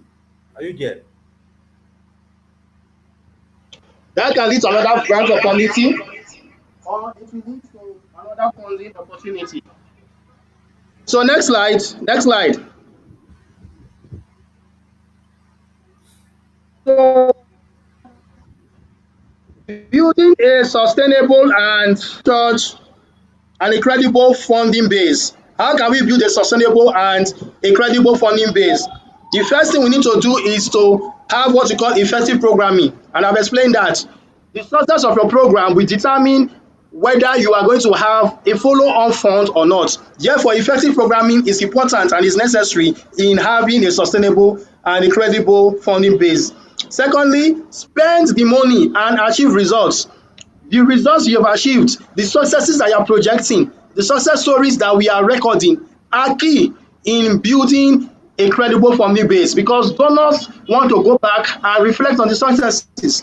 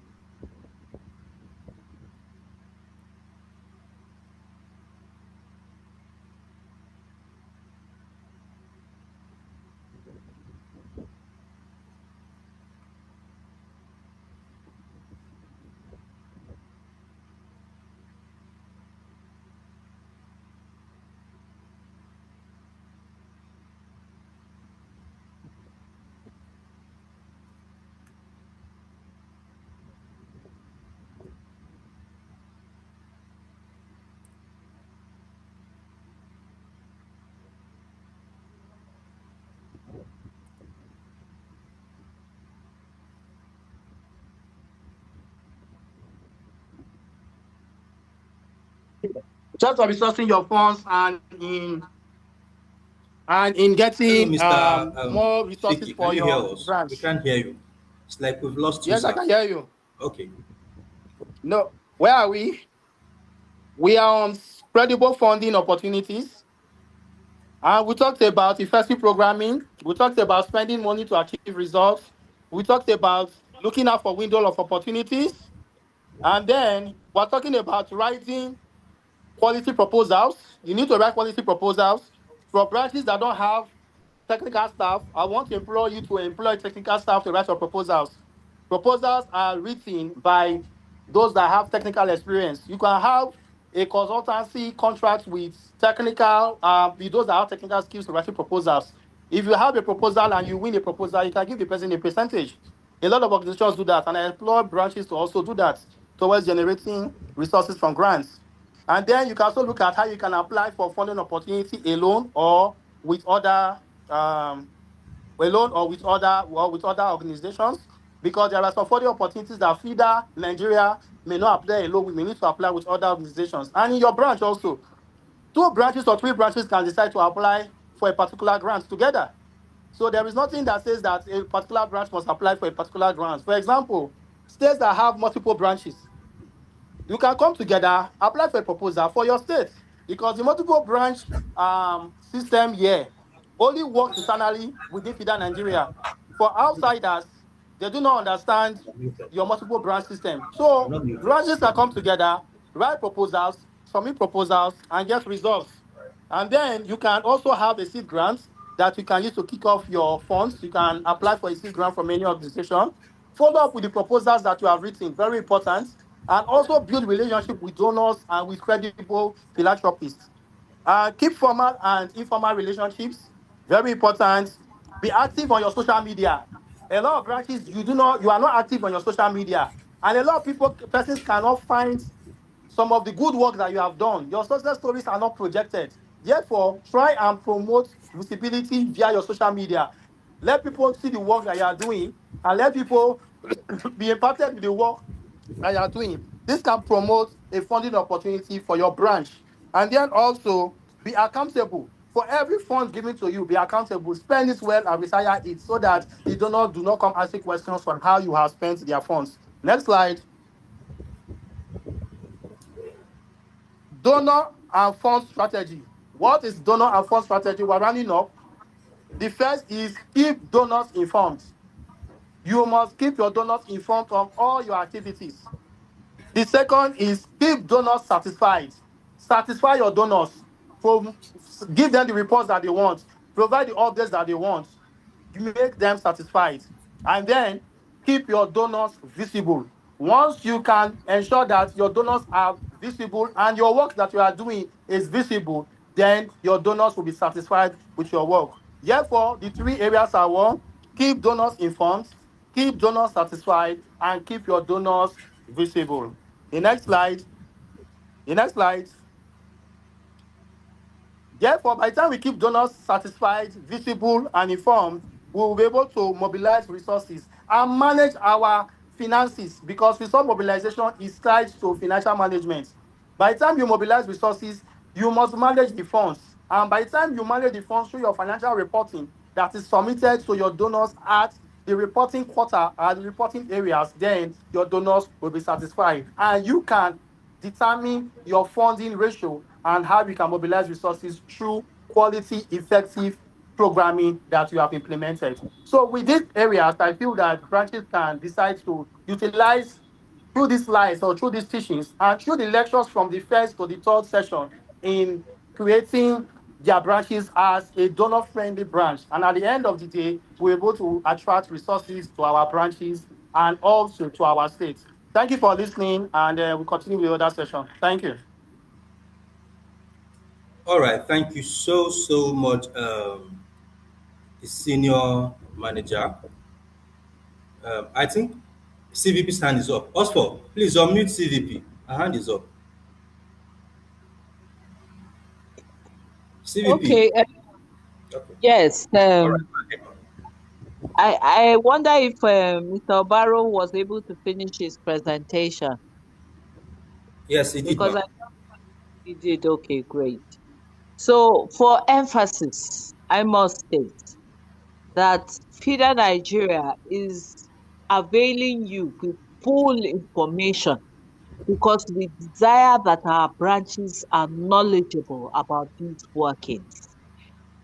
Opportunities may come from anywhere, including from FIDA Nigeria. FIDA Nigeria is the key promoter of proposal writing. And so we want you, we're opening up so that you can see that even with us, it is not easy. We do not have fun. If you look at the monies that trickle in from branches, 2005 per person, you will see that it's not a lot of money. So we also, because besides being a membership association, we also engage in development work. We go out there and we write proposals and pitch for grants to be given to us to be able to carry out the works in development work to help us to accomplish our goals and activities. So we must be clear that as we're doing this, whatever it comes to us, as we go out there, these are the stages that we ourselves go through. These are the tasks that we ourselves must deploy. And so when we identify branches and we say these branches are working with us on this particular project, we expect you to step up and to understand it and to be able to identify members from your branches that will be able to cooperate with us and work with us to deliver on those projects. The other side of it is when FIDA Nigeria identifies its own projects to help build capacity of branches and to give branches opportunities to develop in certain areas in their own localities. And that we have done with the community projects grants. We've done with the paralegal grants. And for branches that have not tapped into that, a call will soon be made to give you another opportunity. And all this information comes into play when that call is made yet again. And then I must emphasize that we have had a bad experience with branches writing for grants directly. And so in council, we had resolved that no branch is to write directly for grants from most of these donors without reaching out to FIDA Nigeria. You cannot use FIDA Nigeria paperwork to apply for a grant from an international organization without reaching out to FIDA Nigeria. We have had experiences where FIDA Nigeria has been blacklisted because branches went, collected money and could not deliver on reporting or on expense reporting or things like that. And so now, for you to get such grant, you must go through FIDA Nigeria if you're using our paperwork to do that. So I needed to emphasize those points so that you don't think that after this session, you are free. There's freedom for you to just go gaga looking for foreign donors. You cannot do that. You have to still route it through FIDA Nigeria that will provide the technical support for you and assistance, and will be able to monitor on the project so that our name will be protected and our brand will be upheld. I just needed to make that point. Thank you very much.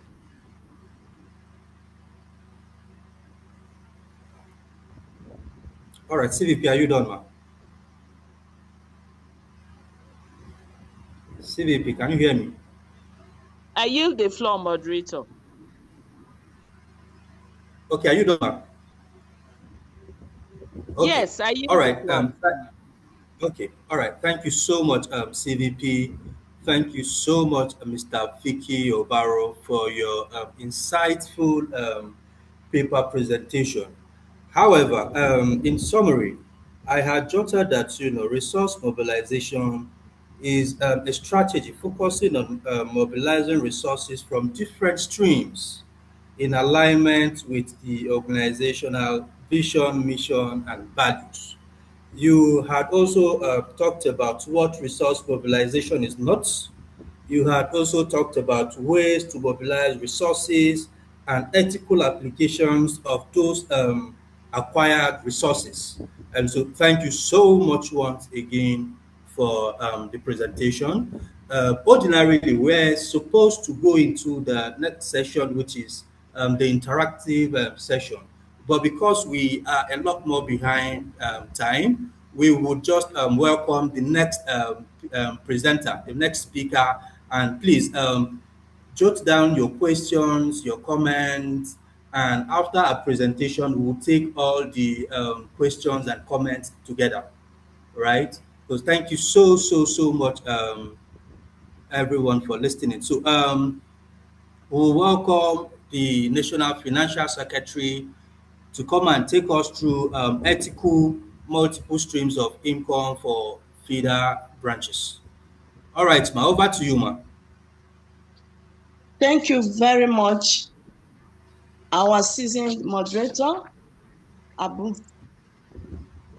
Good evening, my amiable CVP, all national officers here present, chairpersons, secretaries, branch ESCOs, great feeders from all the branches, and our esteemed staff of FIDA Nigeria. Please permit me to quickly appreciate all the speakers hearing. They've done so very well with the robust presentation. My assignment this evening is to take you through possible ethical multiple streams of income for feeder branches. My name remains Philomena Neji. So please share my slide. By way of introduction, in today's volatile Nigerian economy, characterized by high inflation and currency fluctuation, relying on a single source of income is no longer a sustainable strategy for financial security. Therefore, exploring multiple streams of income is germane, as it provides essential financial security, flexibility, and wealth creation. One source of income inevitably puts an organization in a very high state of uncertainty, thereby constituting impediment to the smooth running of operations and carrying out its core mandates and activities as supposed. Paucity of funds has been one of the most identified nagging challenges in all FIDA branches. Thus, the need for this very significant orientation. Definition of terms. Ethical comes from the Greek word ethos, moral character, and it describes a person, thing, or behavior as right in the moral sense. Ethical simply means in accordance with principles of conduct that are considered correct or morally right, especially of acceptable standards. Multiple streams of income refers to generating money from various independent sources rather than relying solely on one. I feel that this particular topic is very apt, and I want to appeal that we should all listen with rapt attention, because it's not enough that we know the multiple streams of income. And from the last paper presented, he touched on even some of the points, but we really need to understand certain things that will make it very, very workable for us in all our branches.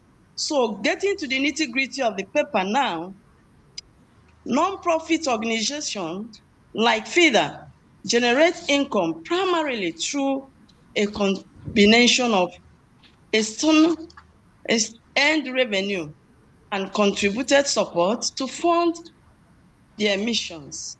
Multiple streams of income is strategically a necessity for diversifying revenue, creating financial security by reducing risks from economic downturns while accelerating wealth accumulation. It can be active or passive, or a mix of both. There is no doubt that for branches to implement projects and programs, they would first and foremost need funds. In other words, the availability of funds is of utmost importance for efficient and effective service delivery. There are various methods and avenues through which we can raise funds in our branches. FIDA branches should be very strategic in seeking pragmatic approaches sustainable to their needs and capabilities. Multiple streams of income paves way for financial freedom when one income source falters. Other streams will provide a financial safety net. So looking at the multiple streams of income that I've listed in this slide now, I will try to elaborate on them quickly because we have little or no time. The first source we have here is registration and entrance fees. We all know that in our branches, after membership drive, those who want to join FIDA, they are given a registration form and they're also expected to pay a stipend. That is a source of fund. And it depends on branches. In my own branch, we were collecting 500 naira before. Later, we increased it to 1,000. But believe you me, even when it was 500 naira, we were able to meet up with the cost of the form. But currently, we have changed from the hard copy to doing it online. And we still make sure that they pay the entrance fees. So for any branch who have not been doing this, please, you are advised to do that, because it also makes those who want to join us to understand the fact that FIDA is selfless when it comes to our services. And then that will make them to be ready to offer their services to a state of maximum. So the next one here is membership dues. Of course, we all know about our branch annual dues, which we do every year. as a member. And that is what makes everybody a financial member. Once you're not able to pay for your membership dues, automatically you cannot be, seen or looked at as or recognized as a financial member of that branch. So that is also a source of income. And then coming to grants, for those who listened very well, I'm sure you heard when Obaru, touched on the area of grants. So for grants is a very, very important source of income for non-governmental organization like ours. So we have government grants that we can all access. But for us to be able to access these grants, it behoves us to make sure that we are very, very visible in the state where we are domiciled. I mean, all the branches. You must be very conscious of that. Enhanced visibility is very, very key. And for us to be very visible in our branches, of course, we have to remember the fact that we work very closely with the media. And during my own administration, when I was leader in FIDA here in Lagos, I was able to establish a very good relationship with the media. Because if you don't do that, it will be very expensive for you to explore. So what does it entail? You make visits. You visit some of these media houses and you go as a group for unity of purpose. You don't just go maybe as a chairperson or one person. You go as a group, and that usually projects FIDA in a very good light. So you have a good, robust discussion with them. And if you do it very well, definitely, if they would have been charging you 100,000, they will come down. And also, you have to take your social medias very seriously, your social handles, so that you'll be visible with respect to all the activities you're putting in place. Then another very important thing for us to master and be very, very clear with our state of domicile is that the government or the government agencies can only work with the NGOs they know. Some government or some of the states, we want all the NGOs to be registered under them. Here in Lagos, we are expected to register, and I did our registration. We also paid for that registration. And the registration is usually every year. So you have to really put your eyes on the ground to understand how the government of the state where you're domiciled operates, so that they will also take you very seriously. Then another point under government grant that will make it very easy for you to be able to access it is also to work closely with the government agencies. For instance, we have Women Affairs and Poverty Alleviation Ministry in Lagos, and we also work closely with them.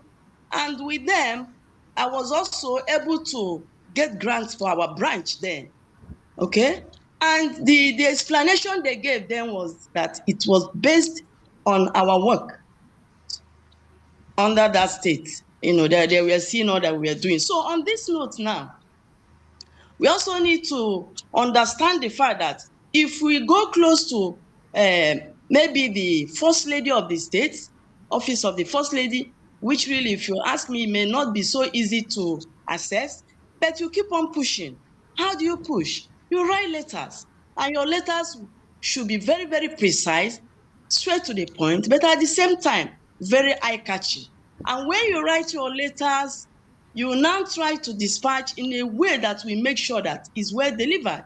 You also write to the office of the governor and then other state agencies. While doing all this writing and pushing, you are getting yourself ready. What do I mean? You must be able to have your success story on ground. You tell your success story, you compile them. If you don't have much money, you can do spiral binding. So you should be able to talk about your success story and your challenges and all the activities that you have pictorials that will speak to those activities you have been performing in the state over the years. Even the new branches is still the same thing. you should be able to have something to tell as a member of FIDA. We have profile. All those ones should also be part of what you put in place. The profile for those who have magazines in Lagos, we have what we call the Blaze. Some other branches also in Lagos, like Badagry, they also have their own magazine and what have you. So you have all those things packaged so well that once you have been invited to go and you have your speech prepared, well prepared, not so much. There's something that we appeal to the heart of somebody who can always beat his or her chest and say, yes, I'm ready to do something for charity or for selfless service. And you make it known to them that all that we have been doing, they have all been pro bono, so to speak. And there's no way they will not listen. So when you keep on going and pushing that way, one day you will definitely be invited to come for the visit. So as you're going, maybe, for example, the office of the wife of the governor, you're going either with FIDA wrapper to decorate her. You're also making your research before them to know whether she has an NGO, attached to her leadership, so that you'll be able to applaud all that she has been doing and appreciate all that she has been doing, and that we, as FIDAns, we want to work closely with her. And then you decorate her with FIDA wrapper or your search that you use in your state branches. You can also honor her by giving her a plaque that will be beautifully worded, that when she looks at it, there's no way she will not yield to some of those challenges, which has to do with paucity of funds. And then you can also give her FIDA wrapper. It depends on how you package yourself. So all these things, just to give you, example, the way you recognize them, that we also make them to be happy with you and also be able to listen to us and do something tangible money-wise. So the next issue on grant has to do with donor agencies. And Ubaro has been able to do justice to that for me because he has elaborated very well. But I want to also reiterate or buttress the point with respect to the fact that, yes, our state branches are free to explore that, but there must be effective communication between that branch or any of our branches that want to partner with any donor agencies. You must be able to communicate effectively with our FIDA National for approval, for them to approve whatever you're doing, and also for proper guidance. And this is because it is very, very key that FIDA Nigeria don't have to be blacklisted or for the branch not to make some mistakes without knowing. So you have to be properly guided. So you cannot just go writing, you must pass through the national for you to be well guided. And on that note, I'm sure you do well and do justice to it. And if you're able to get that, of course, we all must have all known about what is called retirement. You must not be found wanting. You must do all you can to make sure that you deliver well in a way that will project the image of FIDA, not to mar the image of FIDA. Likewise, going back to the one I've mentioned, the issue of transparency and accountability cannot be overemphasized, because as you do all this, you must be able to show that you are using whatever you're being given judiciously, and you are very, very prudent when it comes to spending. So that is why you must be able to be very, very open with respect to what you do. The issue of writing appreciation letter must come in, and then the exact amount or whatever they must have done must also come in place. For those who are also very good with the state government, like Ekiti, in Ekiti State, they have been working closely with the office of the governor. And believe you me, ask them, they will tell you that they've really, really benefited. It goes a long way. And some states can also give buses. Yes, some states can give buses. Some states can give even the land or completed buildings where some of our new branches can also occupy. And there's some of our branches that are old, yet they don't have a functional office. And that is a very big challenge. So I will advise we should all put our eyes very well on the ground or in the state, and they will be very, very ready to do something good for us in all the branches. Then coming to the issue of donations, we have donations. Donations can be internal and external. When we talk of internal, of course, within ourselves, as those who have been working selflessly, our members, and then even our elders. Any branch that is very, very good in packaging, how they handle their elders very well in that branch, they don't lack money. Our elders are beautiful elders. They're elders with heart of gold. They're elders that have generous hearts. They can always support and donate. And also we have our seniors and learner six within us. Most of them that I know, they have never been found wanting. They have always been very good and very supportive when it comes to this issue of doing something tangible, donor-wise. So we also have the external, under the external, we have philanthropists in all the states of the Federation. So many of them are there looking for those that will come and, show really the fact that they're very serious in what they're doing. Because most of them don't want to throw their money away anyhow. So many people don't do the right thing. So we must be able to speak with one voice and also show what FIDA stands for by packaging ourselves very well for donations. Advocacy visit can also be handled in a beautiful way that can make donations to come into our accounts.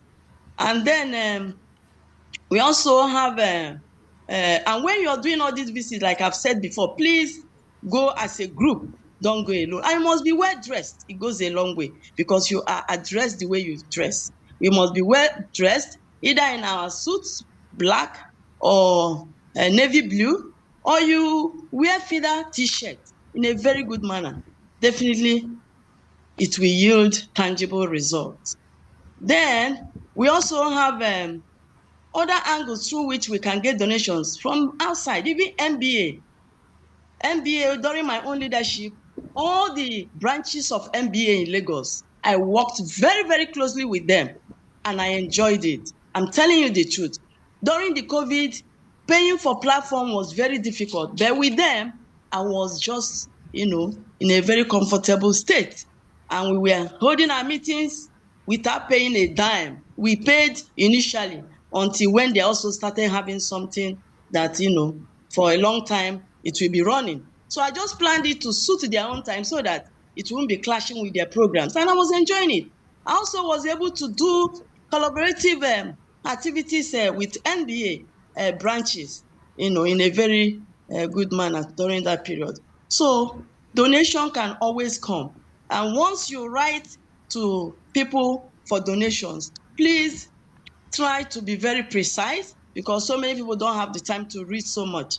And now that we have donor fatigues all over the country, it's advisable also for you to approach them early in the year, right early enough, so that they will not say they have exhausted their budget with respect to donations. And also when we go for donations, it's not also out of place if we can attach even our budget or break down what we intend doing with respect to activities. Some people will just pick it, but I will still meet that one down in my explanation when we go to the point of the one I call a benefit in kind. So it is very, very good to be very transparent in all this to ensure continuity and sustainability so that every now and then, such donors will always take you very seriously and they will not do it once and go to sleep. So another one is, and even when you're writing appreciation letters for this donation, please state exactly the amount that was donated. So many of them are usually very happy about it because it shows the seriousness and the fact that you are very accountable and that you use the money or you spent it judiciously. So that also shows very good effective communication. So we should utilize all the ones I've mentioned very well. Then we also have the one I call contributions. This one partnering with other organizations. Of course, not just any organization, but reputable organizations by pulling resources together for programs. It goes a long way. Then another one here is investment income. For investment income, this is a very important area that we have to explore. But at the same time, we can only come into this one when we have enough money on ground because this one entails investing in financial institutions banks, maybe to have a savings account or have a fixed deposit account. So by the time you must have been able to get enough money through this other means, you can invest. No matter how small, it goes a long way. And they say information is key. You can go and have a conversation with your bankers. Go to where you bank, have a conversation with them. Try other banks, have a conversation with them. In fact, I just found out one with IBTC. You can go and make inquiries, and UBA. They have what they call money market. Go and make the inquiries and know whether your branch can fit into it. Even if you don't have money now, okay, you can also make inquiries. After some time, you will explore it when you have the money to invest. Then you can also do this thing. There's what is called also corporate sponsorship. That is a very beautiful one. I think Ubari also mentioned something like that. Under corporate sponsorship, you see some of these corporate organizations, companies, they're ready to sell their brands and also to be able to come into the CSR initiative, that is corporate social responsibilities. So, but if you don't go on time and they have been able to do that with any organization, probably they may not even consider you the way you feel they would have done that. So it is also a very important angle to explore, because if they're able to sponsor your programs, you spend little or nothing. Some of them can brand items, they can brand some of their products, so to speak. Some of them just want to appear in the pages of your program. But in such issues, you have to make sure that they are well positioned based on the discussion you have had with them in that your program. If it is front page, you maintain that. If it is center page, you make sure you don't falter so that they will be happy with you so as to maintain the relationship. Okay? National Face, Then, please, we appeal that you begin to plan to round up. okay. So we also have donation in kind. Donation in kind is simply put getting products from even your members, even people that are not our members, but it doesn't have to do with money going into your account and coming out, So it can be just products. Then the money did not flow through your account. So it's benefit in kind. They might give you a lot of products. They can also decide to take part of what you have budgeted to fund it, so to speak. They are not giving you the fund, in bulk. They are doing it and bringing the product to you. So that's benefit in kind. Some can even, under benefit in kind, you see some people who will give you buses. Some can even donate buildings. You have gotten a new site for your branch office and they're building it and handing it over. That one, if you find it also in one of the multiple streams of income called giving circles, which is a collective giving model where a group of people with shared value.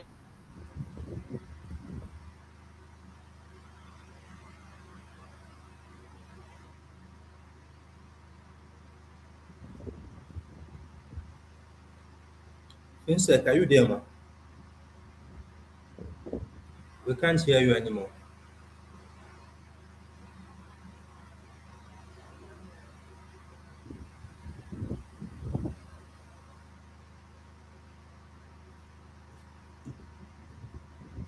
Are you there, ma? Can you hear me?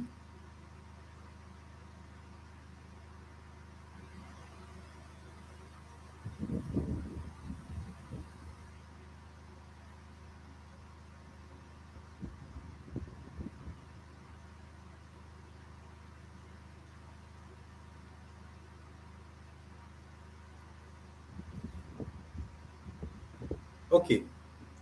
Uh, I think our network has thrown her out.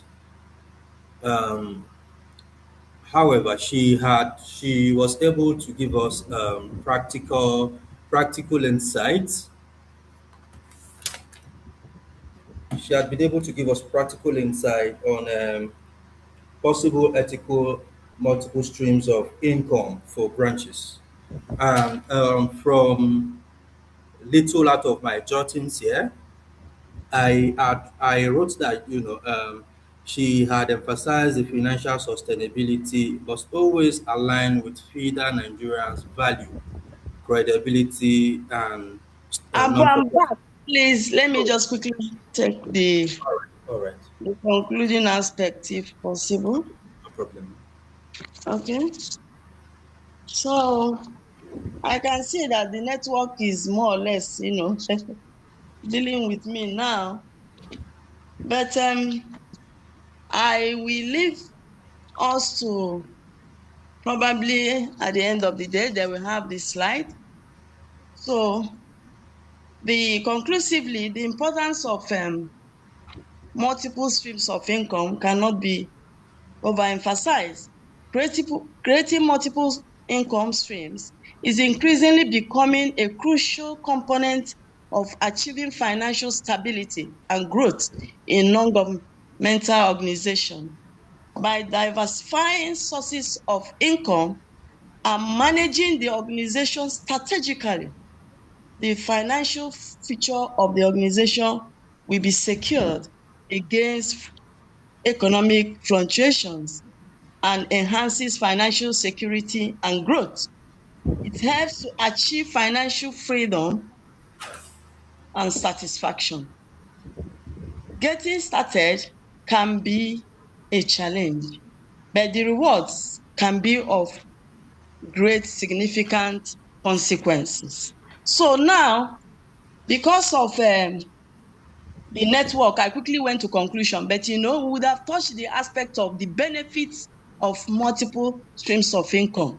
But I will leave it for us since we have the slide, which will be communicated to everyone. They can also on their own go through the benefits of multiple streams of income. Thank you so very much for having me.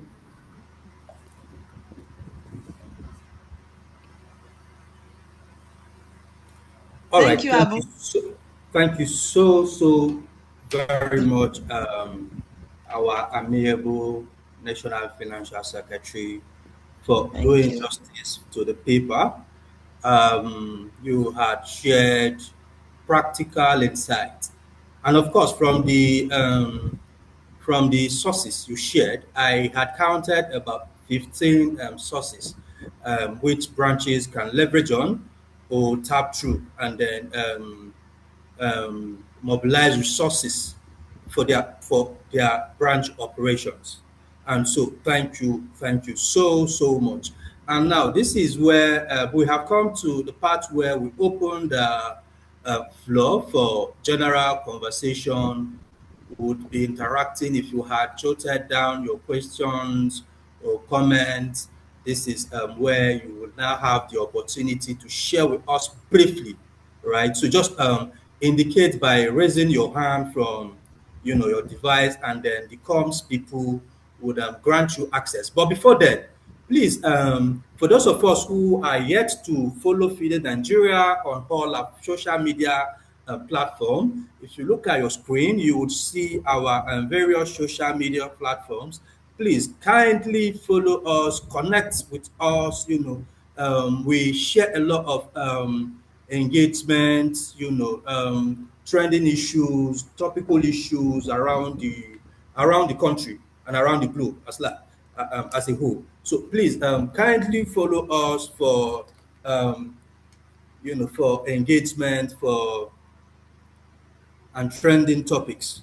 Thank you so much, everyone. So the floor is now open. Please, if you have any question, comments, please do well to raise your hand, and we would give you, little out of time to share with us what your thoughts are.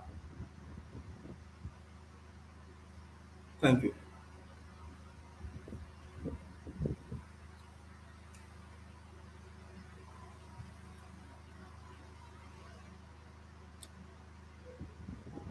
As for, please look out for.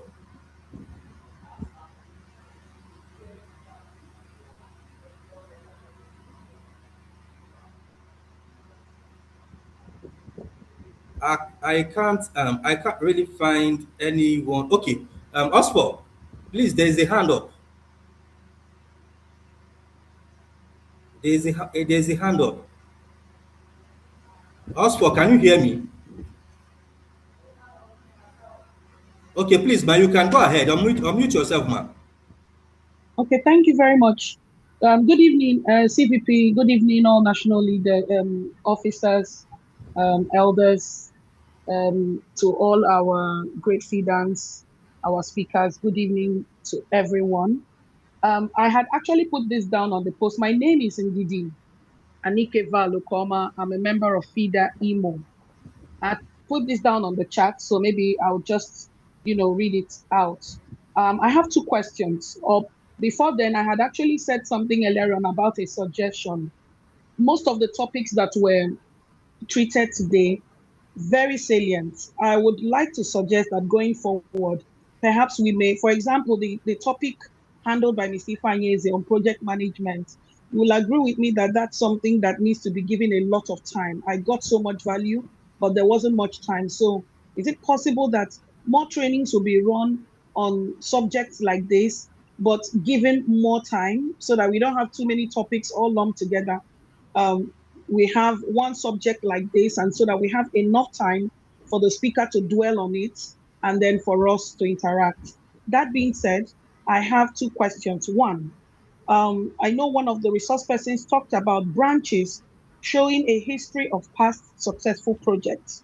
That is in terms of proposal writing. Now, my question is for a branch that has never had this experience, what can they do in this regard? They've never had a history of having executed projects. How do they now approach donors with regards to getting financial aid? Do we will FIDA Nigeria step in to be like a middleman in this area? What will those branches or what can those branches do? That's one. The second question is, there was also mentioned that branches can employ technical support by engaging professional grant writers in aiding their proposals. Now, my question is, can FIDA Nigeria also assist branches in this regard by lending their technical support, especially for branches that are not quite experienced in this regard? In other words, instead of us employing, I mean, some branches probably that are struggling financially and cannot engage the services of a professional grant writer, can we, quote and unquote, borrow or run to FIDA Nigeria for help and employ that we use their technical support at the branch level? Thank you very much. All right, thank you so much. So, please, who are you directing your questions to, so they can respond to you It was accordingly? the Okay, it was to Mr. Obaro, and then maybe any other person, maybe CVP yourself, but it was actually to Mr. Obaro. It was a follow up from his lecture, All his right, thank you. So, presentation. we will be taking all the questions at once, and then we'll respond to them at once. So, any other question, comment, please react to the chat to. Okay, there's a hand up.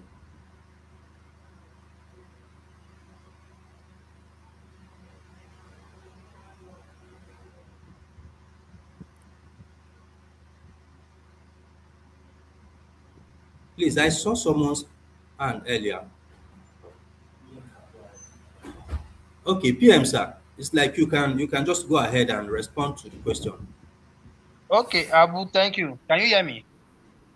Yes, sir, you Can you can. hear me? Okay, Yes, sir. I think it's a clear. Okay, I think I have a clearer network now. All right. So for the first question, well, even if you not executed or implemented projects, there are activities that the branch is doing or the branch has been doing. The celebration of the international days, and some of the peculiar branch activities that you've been implementing. You can package that together, make it look sellable, and you can use that to approach either a donor, a philanthropist, to provide support to in terms of resources to your branch or to your or to you personally, depending on the motive of why you need such resources. Although you may not get something that big, you may not get something quantifiable, but at least that can be a starting point. So that can be a point in assessing resources. So your package your International Women Day, International Day for Youth, the Girl Child, look presentable and sellable. These donors to provide support. Yes, and every money counts. If 500,000 naira counts, if 150,000 naira counts, it all depends. You just keep on building your portfolio until you're able to get a grant that you feel is worth it. The most important thing is creating value and touching the lives of the beneficiaries that you've identified. And so you can use that as a starting point. And then for the second question, well, what we encourage, and I think I also want to probably state this, is that at the FIDA Nigeria Secretariat, we encourage branches to look out for opportunities and inform us at the Secretariat. If you have an opportunity you feel is worth it and you feel it can be beneficial to your state, send us a mail. And I think some of you have our number. Call us, inform us about the opportunity. We will look at the opportunity again and see whether FIDA Nigeria should apply, because it's not every grant opportunity that we apply dates with has to be within our mission and vision. Find out that is realistic. We can apply for the grant and use your state as a host state or as a project state. And so, for example, if Imo State identifies an opportunity, FIDA Nigeria can apply, but based on the fact that Imo State provided us with the opportunity and also with the likely locations, we can apply for that grant, and the host or the location of the grant will be in Imo State. So those are ways we can expand partnerships between the branch and the national, in such ways. However, I just as CVP has said, do not encourage branches to write proposals um, to grow to do without taking, and it because a lot of us in the branches do not really know what's happening in the national. For example, you cannot write to a donor that is our donor. You cannot write to a donor that is FIDA Nigeria's donor. That grant would not be accepted because you are just duplicating efforts. And so it's first of all is to know, and that's why the conversation and engagement national is very important. Who are our donors? What are we working with? And what are we running? No matter how good and beautiful your proposal is, because the donor is a FIDA Nigeria donor. So you are just duplicating efforts. And we've also seen opportunities where branches had written proposals and shut the door out for other branches in FIDA Nigeria and also FIDA Nigeria Secretariat due to their bad performance and to their inability to keep up to reporting timelines. And that has also affected FIDA Nigeria Agri duty today. There were also other branches that applied and lost the passwords and login details of the opportunities that they had some time ago. And right now, African Nigeria cannot access such portals again. And that also it's an issue that we're still participating in today. And so that's why it's from with the branches and with the national secretary. And let's see that okay, you can do it and use your branch and your state as collaboratively together in ensuring that you benefit, FIDA Nigeria benefits, and the ultimate beneficiaries, women and girls, also benefit in Nigeria. So I think that has answered the question. I don't know whether there are other contributions. Thank you. All right. Thank you so much for the question. Thank you so much, Mr. Fiki, for your responses. I think I saw CVP's hand up a while ago. CVP, do you still Okay. are you still up? Let me just lend my voice to what Mr. Obaro has said. I'm glad for the question that has been asked by Ndidi from Imo branch, and we just need to emphasize the point.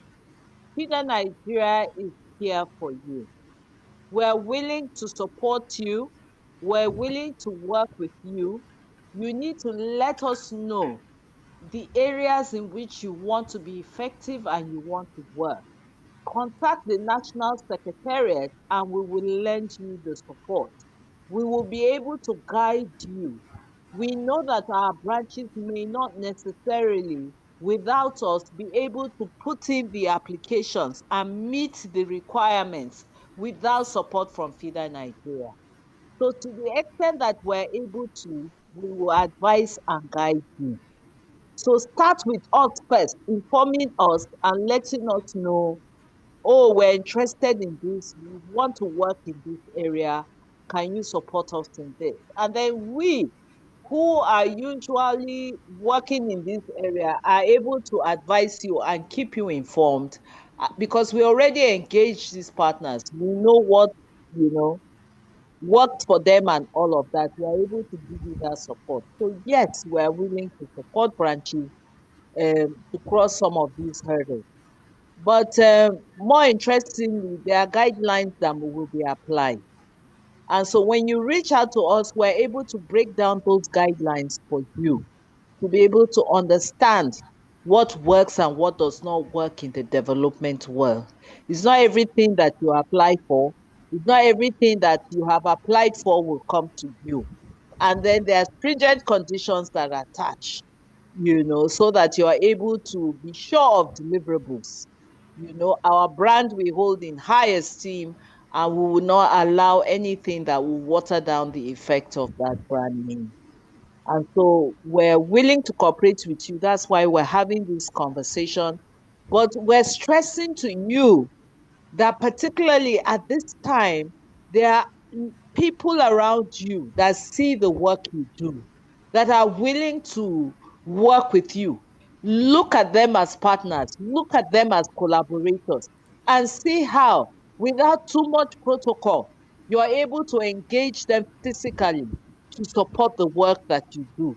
It may not translate in physical cash into your accounts, but they will be supporting issues that you need to tackle financially.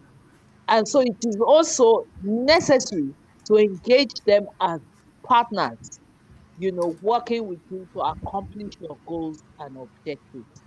And that is why we're pointing out these necessaries as multiple streams of income. Because rather than you sitting there and imagining that you cannot do this work, it is too heavy for you, yet you have a resource, a rich network that you're not tapping into, of people who are willing to support you, even in your outreaches, even in the little programs and activities that you're doing.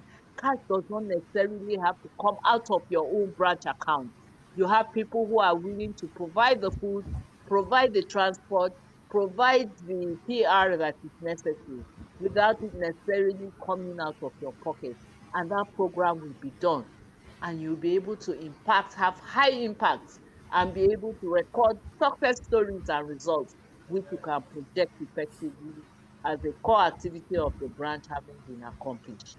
So that is how we're encouraging you all. Yes, we acknowledge that challenges are there. Yes, we also are willing to support. And when we write proposals and identify core areas of interest that we want to leverage on. We also, from what branches are posting, from the way branches are reporting and engaging FIDA Nigeria, we're able to identify and say, okay, this branch seems ready to take on projects, to tackle projects. And then when FIDA Nigeria herself is offering you opportunities, use that as a learning experience for you to gather. So when you say your branch has not been exposed to a project, perhaps if you start with the small grants from FIDA Nigeria, that will be the learning curve that will support you in terms of having the necessary experience and being able to document that and creating a track record of what you've been able to accomplish as a branch. All the little success stories, gather them together and build a beautiful story and project those stories so that even when our donor agencies see us, and desire to work with us, they are able to follow you online and to see that you're doing marvels in your own jurisdiction and willing to work in those things, because it is those donor agencies that determine the areas in which they want to work when they do provide the grant. So please make your branches very visible. Showcase what it is that you're doing.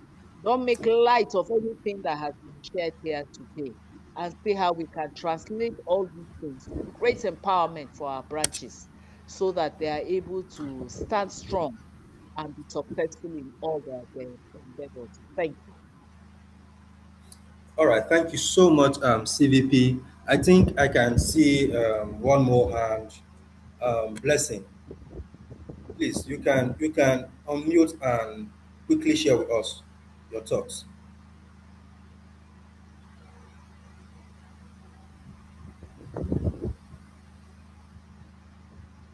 Also, please, can you unmute?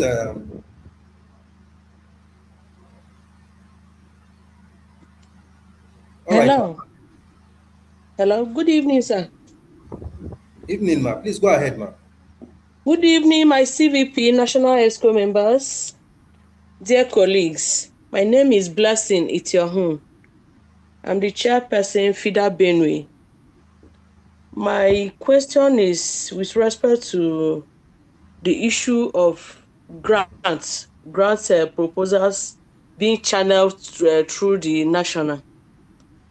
Um, I want to ask, in a situation where you intend to execute a project, then before you write out these proposals, at times you call one or two NGOs, organizations who you feel could assist to fund. In a situation where they said they will not be able to give money, they will not be able to give that full funding in terms of money, but they have the technical know-how to come down to your state and implement your desired project for you. Man, do we have to still channel through the national? Please. Thank you, man.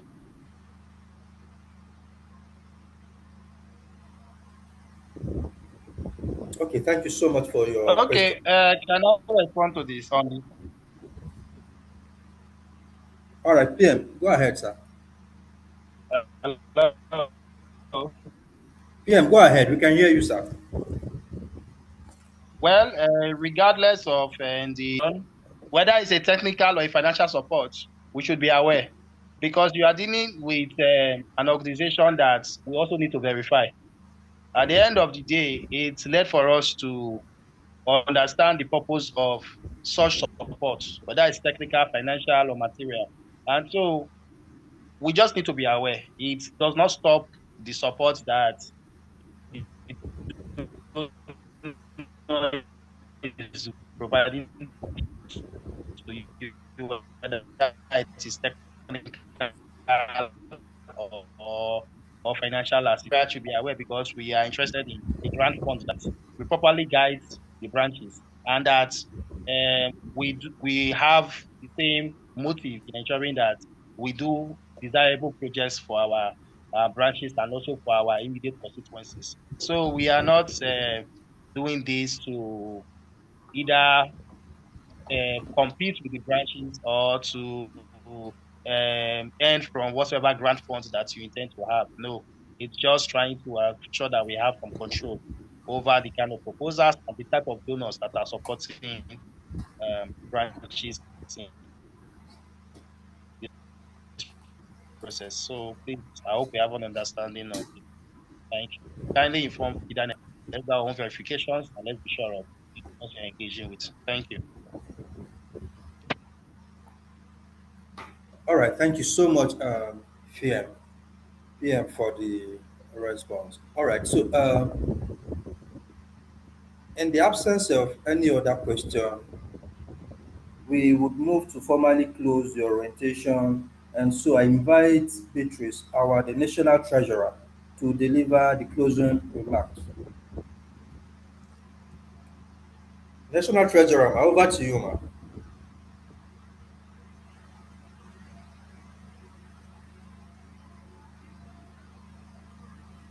Are you there? Can you hear us?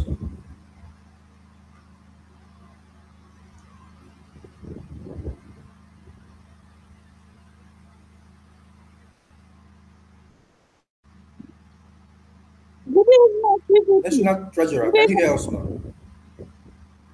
and our members from branches. I want to thank you a very simple job.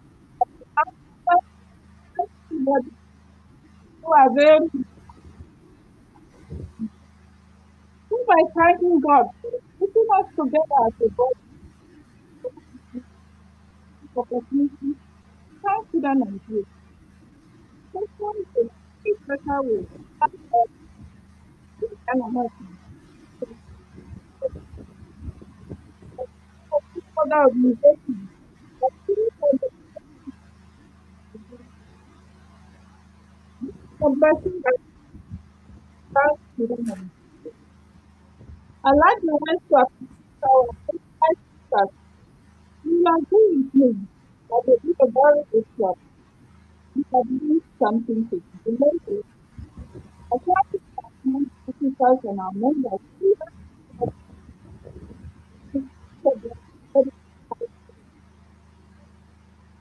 May we may we go back and implement this. Thank you for very wonderful gift. Thank you. Thank you, my friend.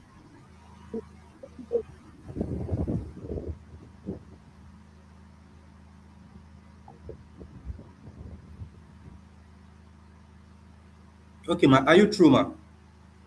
Yes, Okay, thank you. because at some point I couldn't hear you. All right, thank you so much, ma, for your remark. So at this point, we would officially bring the orientation engagement to a close. And so, thank you all for your active participation and engagement. And we'll meet again soon when we have other engagement. Thank you so much, everyone, and have a good and wonderful evening. Thank you.